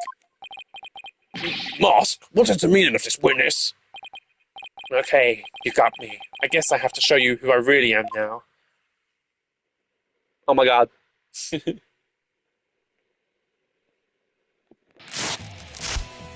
What the? Wait, but that's... Hey Apollo, yup, it's me, Solomon Starbuck. Mr. Starbuck, but that can't be right. You can't really be the Phantom, can you? Silence! Of course not. The real Starbuck was aboard the Hat 1, which was set to be destroyed. Yeah, it's another mask. I mean, didn't I tell you? I'm an undercover investigator. I can change identities at will. I can be anyone I want! Not so fast! I have the Phantom site profile right here. If we compile a site profile on you and compare the results, it will prove that you're the Phantom.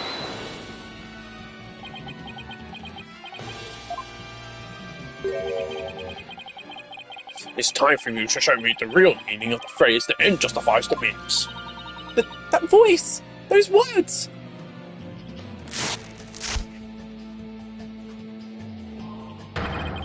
I cannot accept such evidence here, Miss Sykes. But Professor Means! This mask? I'll take what I want by any means necessary. Now, give me that evidence. Huh?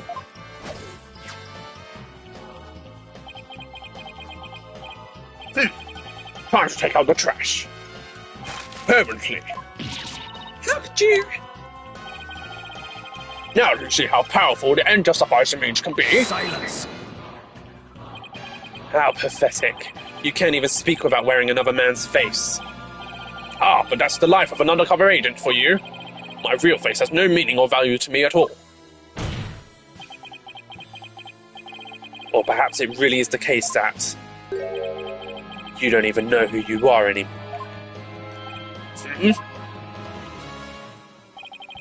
What? What must you see when you look in the mirror, Mr. Phantom? Not an awful lot, I'd wager. Well, aren't you just a master of psychology, Blackwell? That's right, I don't remember who I am. I am always living as someone else for my assignments. I don't remember what my face looks like. Or even what my personality was like. My face, memories, personality, beliefs, emotions, and soul. I left them all behind. I have no self. I am no one. I am nothing but an endless abyss. What's with this guy? Is he even still human? And now we resume with your lesson, Professor Wright. Oh, huh? I believe you made this argument earlier. If you were to analyze the blood on the moon rock, you could prove that I am the Phantom. I believe there was blood on the moon rock in that capsule. Now that we know you aren't even Bobby Fulbright, your claims of a phantom trap won't work anymore. Then why don't you bring the moon rock in? It's decisive evidence from the Hope capsule. I think I will do just that. Get ready, because the Hope capsule is about to steal your... Fudge! It was the courtroom bombing from the other day. The capsule was there in the courtroom as evidence and was blown to smithereens. Looks like you have finally caught on. Full marks for the defense for effort. But what a shame your hope was lost in that courtroom explosion. So that's the real reason the courtroom was blown up. It was all for the Phantom to destroy that one piece of evidence. I can't believe it. Have we really reached a dead end after coming all this way?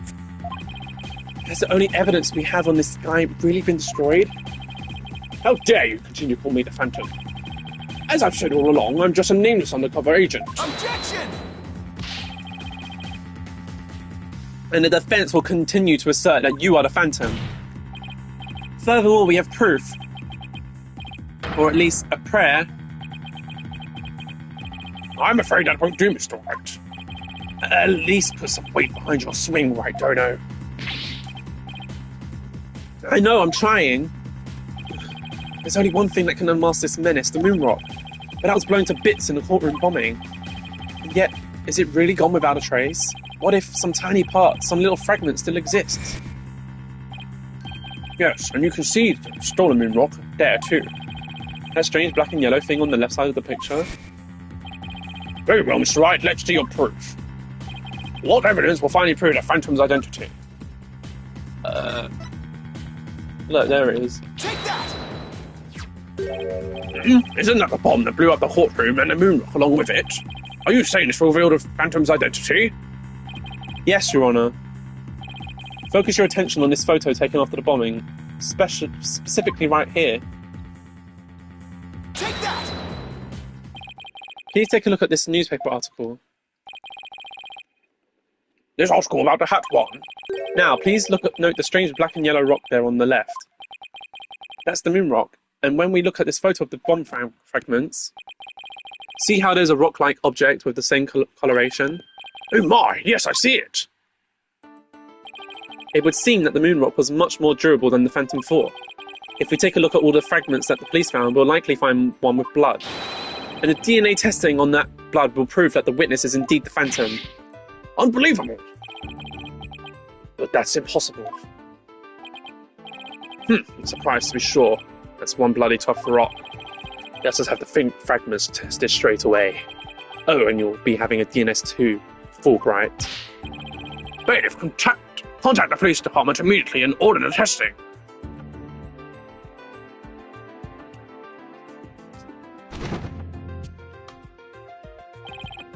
Prosecutor Blackwell, what does the test results show? There was a rock fragment that had blood on it, and it appeared to be several years old. What? That's not his voice. What am I doing? DNA testing revealed. Well, I'm sure you know full well what it revealed. They confirmed it was the witness's blood, didn't they? There's no use in trying to talk your way out of it anymore. Admit it, you're the Phantom. Objection! Huh? Mr. Wright, did you just raise an objection to yourself? No, I didn't say a word.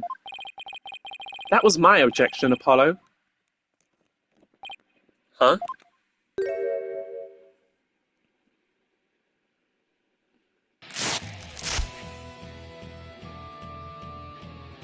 Why? It was a pretty good objection too, don't you think? Now he's me? So, did you have an objection or not, Mr. Wright? Huh? Oh, no, not really, Your Honor. No, not you, Mr. Wright. I mean the witness, Mr. Wright. Could this trial get any more insane? Mr. Wright, this fragment of rock in the photograph and those just like it. How can you be sure they're pieces of the same moon rock that was at the robotics lab? Care to explain what you mean? Well, there may have been a rock or two in the courtroom that had my blood on it. But how do you know they're not just rocks? You can't prove that they're the moon rock, right? Objection! Don't be absurd. Just compare the fragment with the rock in the newspaper article. Anybody can see that they're the same. They have the exact same coloration. Objection! But maybe some other rock with the same coloration happened to be in the courtroom. It's highly unlikely a rock with such a unique appearance just happened to be there. But you can't deny it's a possibility. Objection! Your blood was found on one of the fragments. Apollo, there's nothing suspicious about my blood being on a piece of rock. And why not? I know it sounds like an excuse, but several years ago I tripped and fell in this very courtroom and was hurt pretty badly. Maybe that's how my blood found its way onto a piece of rubble. Even he must realise how ridiculous that sounds. And yet I suppose it's not completely out of the question. I see you're starting to sweat, Mr. Wright. I thought that the worst of times were when lawyers were supposed to force their biggest smiles. You're the last person I want to hear that from. Well, why don't we just get the fragments analysed? We could ask some experts to verify if they were from the moon rock in the robotics lab or not. I'm sorry, but I'm afraid that just isn't going to be possible. Why not? In order to prove that the fragments are from what you say they're from, you'd need a sample of the moon rock from 7 years ago to compare it with. But that moon rock doesn't exist anymore, and there's no sample data left either. So you see, short of going back in time, there's no way to prove that any of the fragments are from that moon rock. Oh! No! There's really no way to prove it? Are you finally ready to throw in the towel? Objection!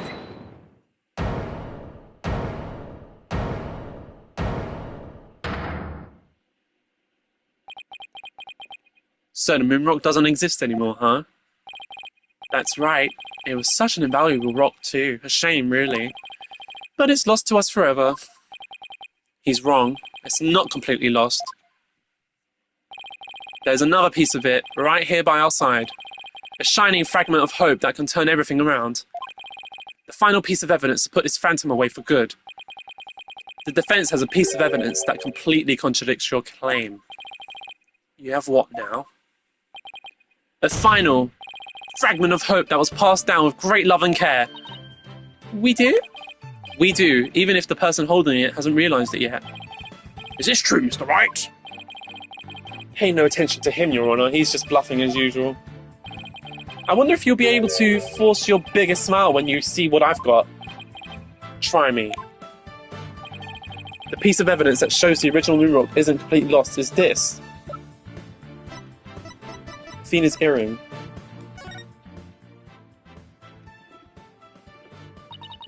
It's just about the only thing left. Things my mother left me. A widget. And this earring. Maybe she did love me in her own way.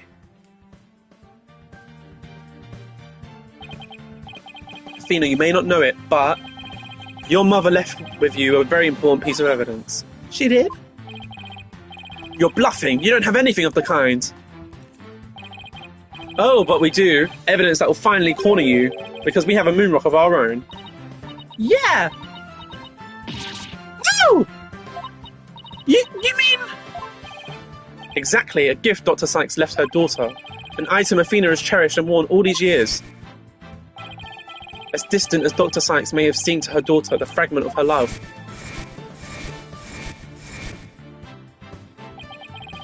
Will shake off the darkness of the past and give us all hope for the future. This is the defense's sample of the moon rock. That's your sample? This earring that Miss Sykes always wears was made from that original moon rock. What? I don't know what they said. It was right here all along. Don't know what Blackpool said. No!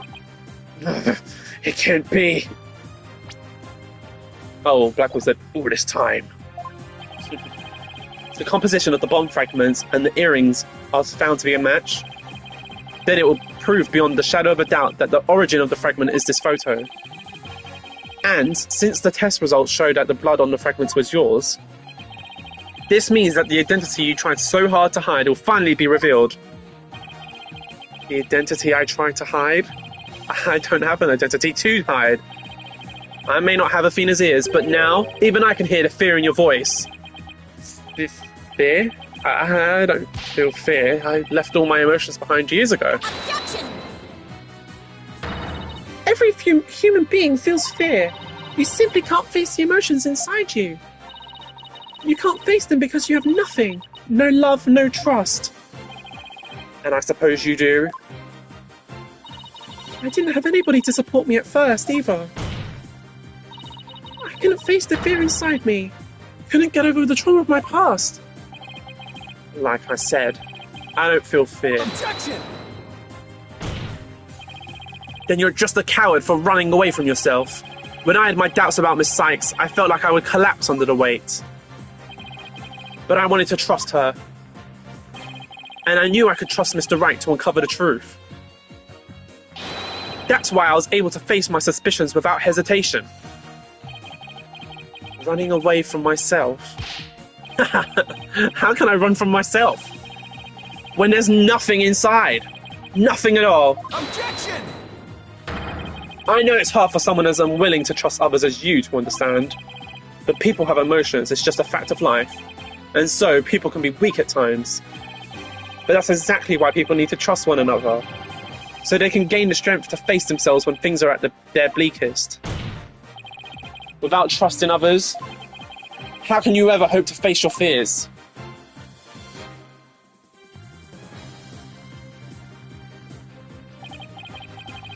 Fear inside of me? Is this... No.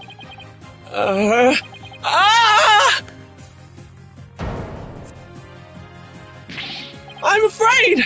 I'm scared! I feel fear! You can't unroot yourself! Remove that mask and unleash your emotions! Confront your guilt head on! With your own true face! Oh my god. My own true face? No! Please don't! I know you're here! Where are you? See? I haven't revealed anything yet! Honest!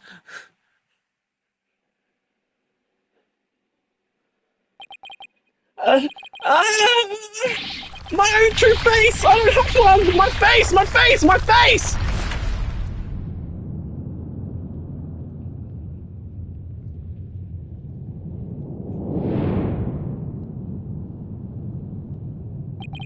Is this my face? Is it? Is it? No, that's not it. No! Oh! This is Reaver, huh? Is this me? Which one is my face? What am I? Help me! Ah!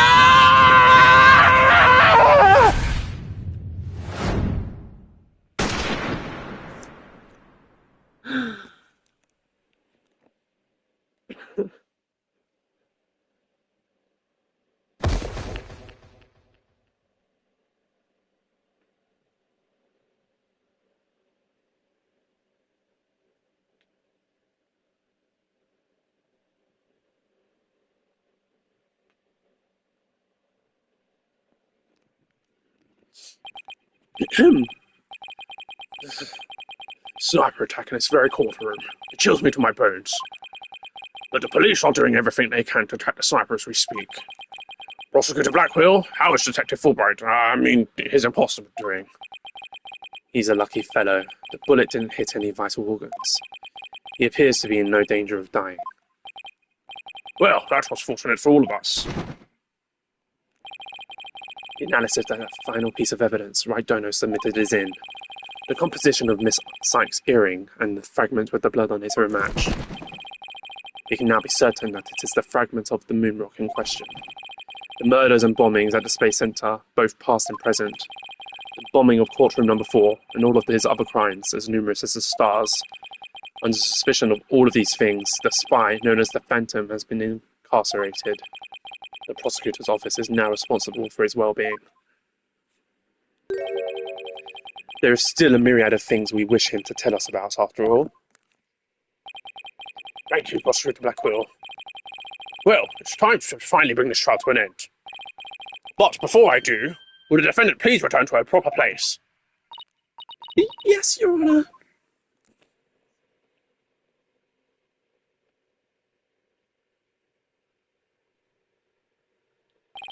Now then, this court finds the defendant, Athena Sykes, not guilty.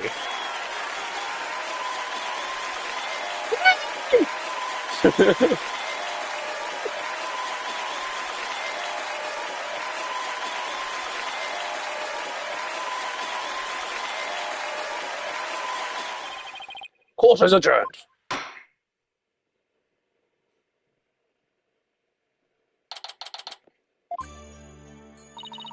Congratulations, Mr. Nick. Thank you, Pearls, and thank you for being there for Athena. It's the least I could do. But Athena was great, wasn't she? She was so strong throughout the whole trial. Daddy, I'm so glad to see you. Tracy, are you alright? Are you hurt? I'm fine, Daddy. I was doing magic tricks for the other hostages to keep our spirits up. That's our Tracy for you. I'm really glad to see you're safe. Right, I fear I owe you yet another debt of gratitude. Edgeworth. We never would have caught him if it weren't for all of you. Ah, come on, Edgeworth. What are you talking about? You're the ones who have been tracking the Phantom all this time. Plus, you were the one who gave Blackwell permission to serve as prosecutor, right? Yes, well, we knew the Phantom was somewhere nearby. The police and I were trying to find him, but we never did manage to do so until this trial. Well, we never would have won this trial without you. It was your help as chief prosecutor that was the key to the successful conclusion. Besides, it was you that saw to it I got my attorney's badge back, wasn't it? So you figured it out, didn't you? Yeah, getting my license back went just a little too smoothly, you know. It should have been much harder after that evidence forging scandal. Well, I owed you a few favours. Hey, Edgeworth, think we can finally bring the Dark Age of the law to an end? Even the darkest night turns to dawn eventually. Our sun will rise again. Besides, now that Prosecutor Blackwell has been cleared of all charges, a great deal of the mistrust towards the court system should have been swept away. You know, you could have said that with a bigger smile, Edgeworth. They won't kill you. Instead, the furrows in the brow of yours just keep getting deeper and deeper. So I should smile more, huh? I'll think about it. Wow, the complicated love-hate relationship between lifelong rivals. Athena, who's saying this now? Oh, I thought it was him. I'm forever in your debt. You went to all that trouble, even taking the bar exam while you were overseas. Well, I knew that if I didn't get your sentence overturned fast, you'd be executed. So I studied and studied. I was frantic. I'm so glad I made it in time.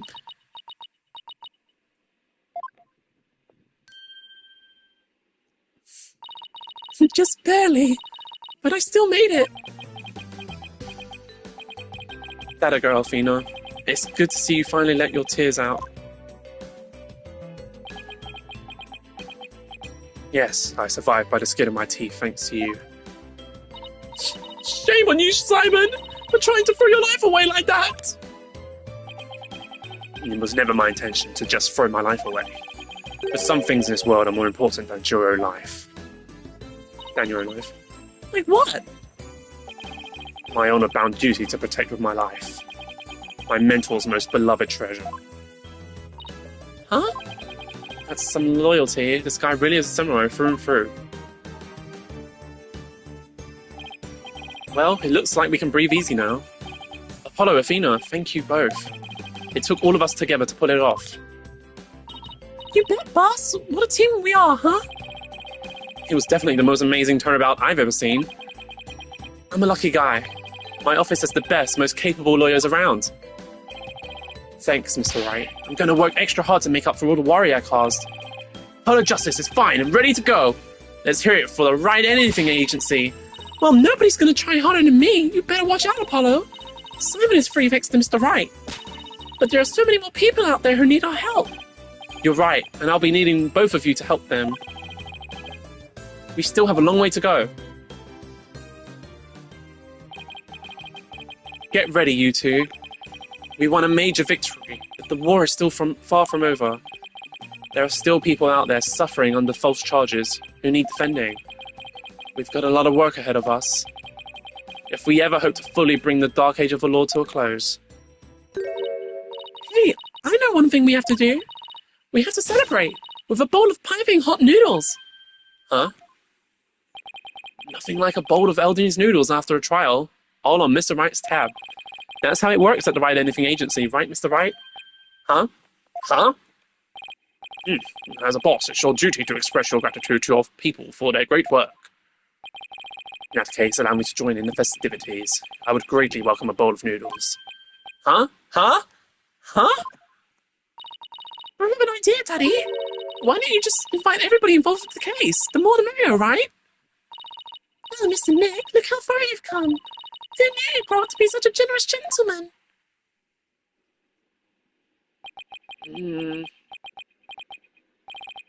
Guys, under these circumstances, there's only one thing I can say.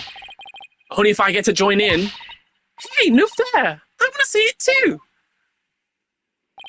Okay, here we go. Objection!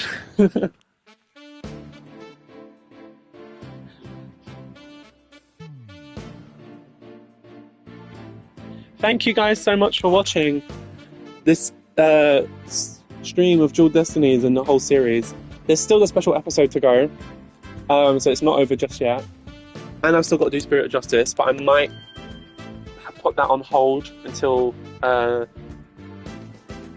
Miles Edgeworth Investigations comes out, because I also want to do that one, and I would like to stream it like as soon as I get it. You know, I want to play it like as soon as I get it.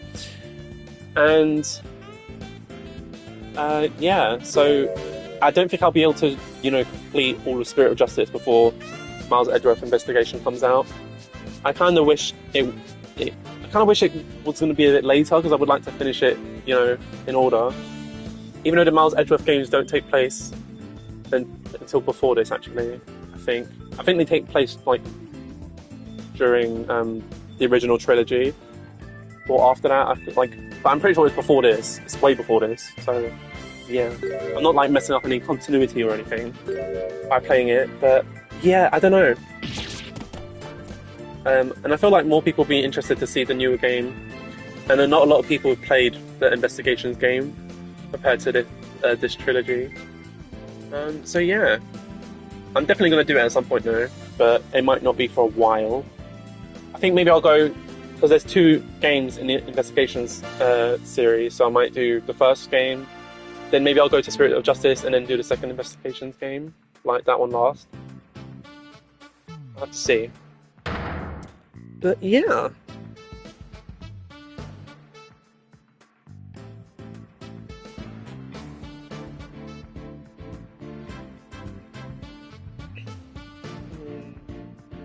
Hope you guys look forward to that one.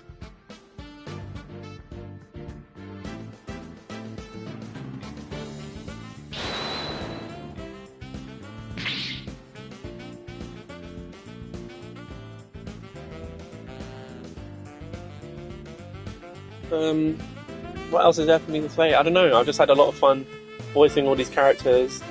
The hardest to voice was definitely, I'd say, the girls and the old men, because that's straining my voice. Actually, I feel like the old men were hardest.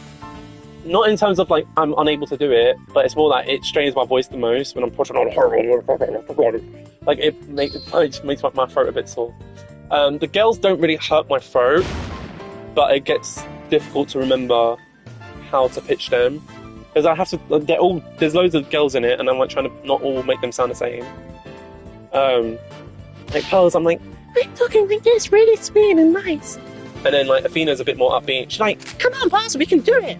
and then Trucy's just like, Come on, daddy. like Trucy and Athena, I don't think I can do much differently, but I try a little bit.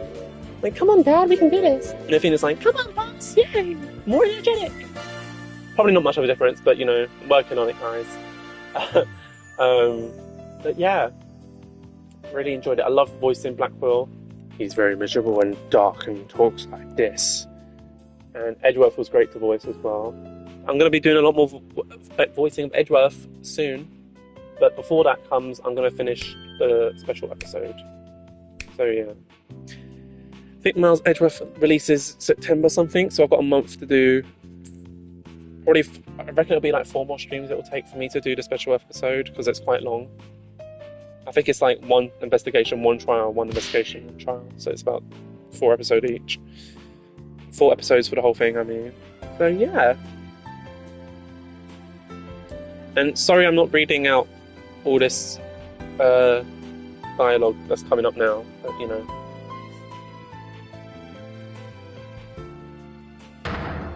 It's there for you guys to read.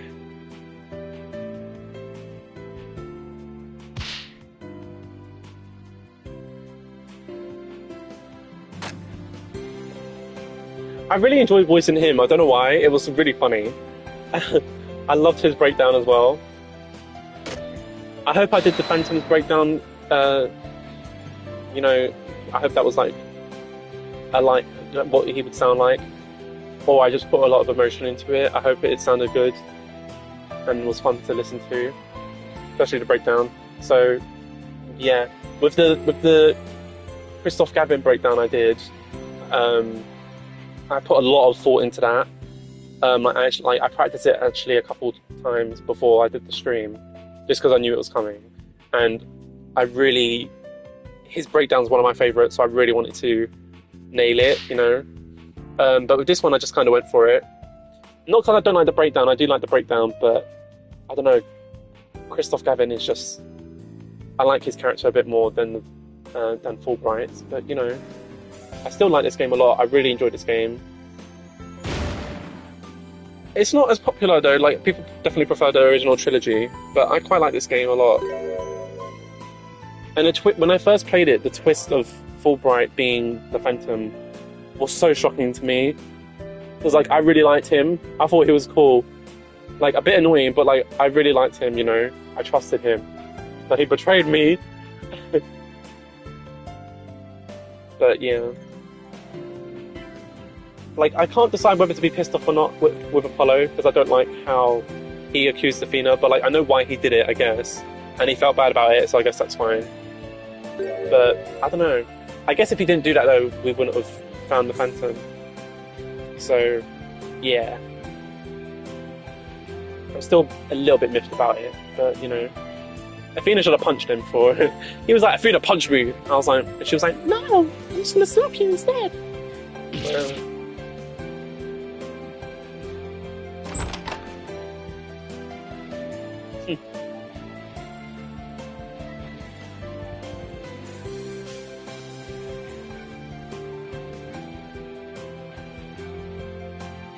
Can't wait for Edgeworth to be the main character. I really like the investigations games, and I like the change of pace. You know, I like to be able to like move around. You know, see him running around, and it's quite interesting, and investigate things that way. But yeah, can I not skip this? Oh, I guess not. I didn't mind watching that last bit, you know, with all the dialogues and stuff, but I want to skip this. I guess I can't. I'm gonna let it play though, because there is a cutscene at the end.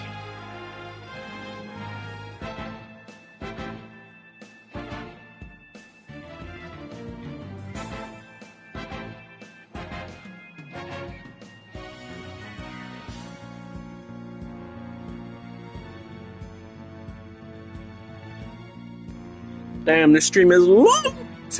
Over 2 hours.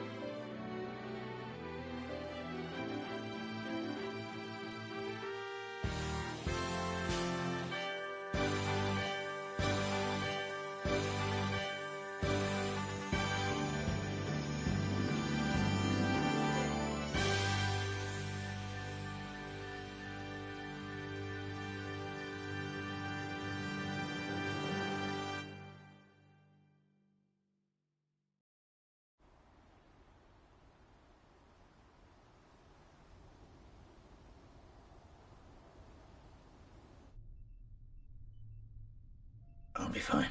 I'll be fine. I'll be fine. I'll be fine. T-minus 15 seconds.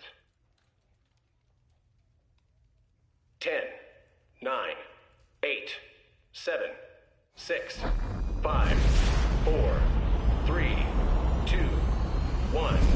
Liftoff.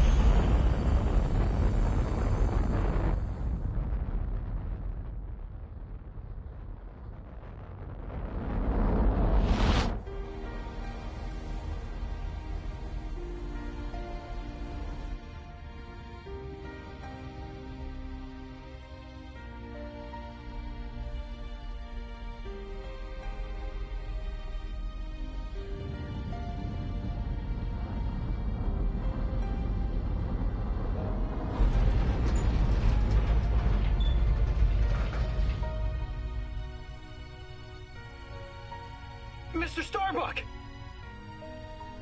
You'll be fine! Just believe in yourself! The moon's closer than you think!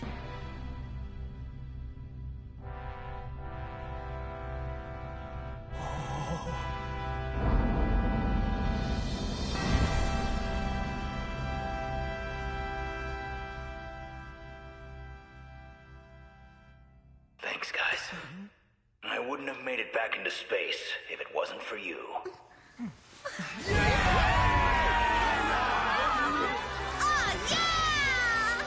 All right!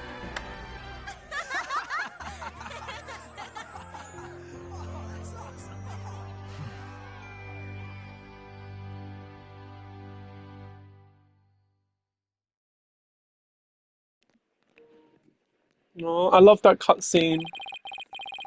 Through the years, I've seen as much joy as heartache, honesty and deceit, honesty as deceit. But just as Mr. Starbuck was able to escape the harsh pull of his fears and despair, I believe that hope and friendship can lift us all up towards a brighter tomorrow.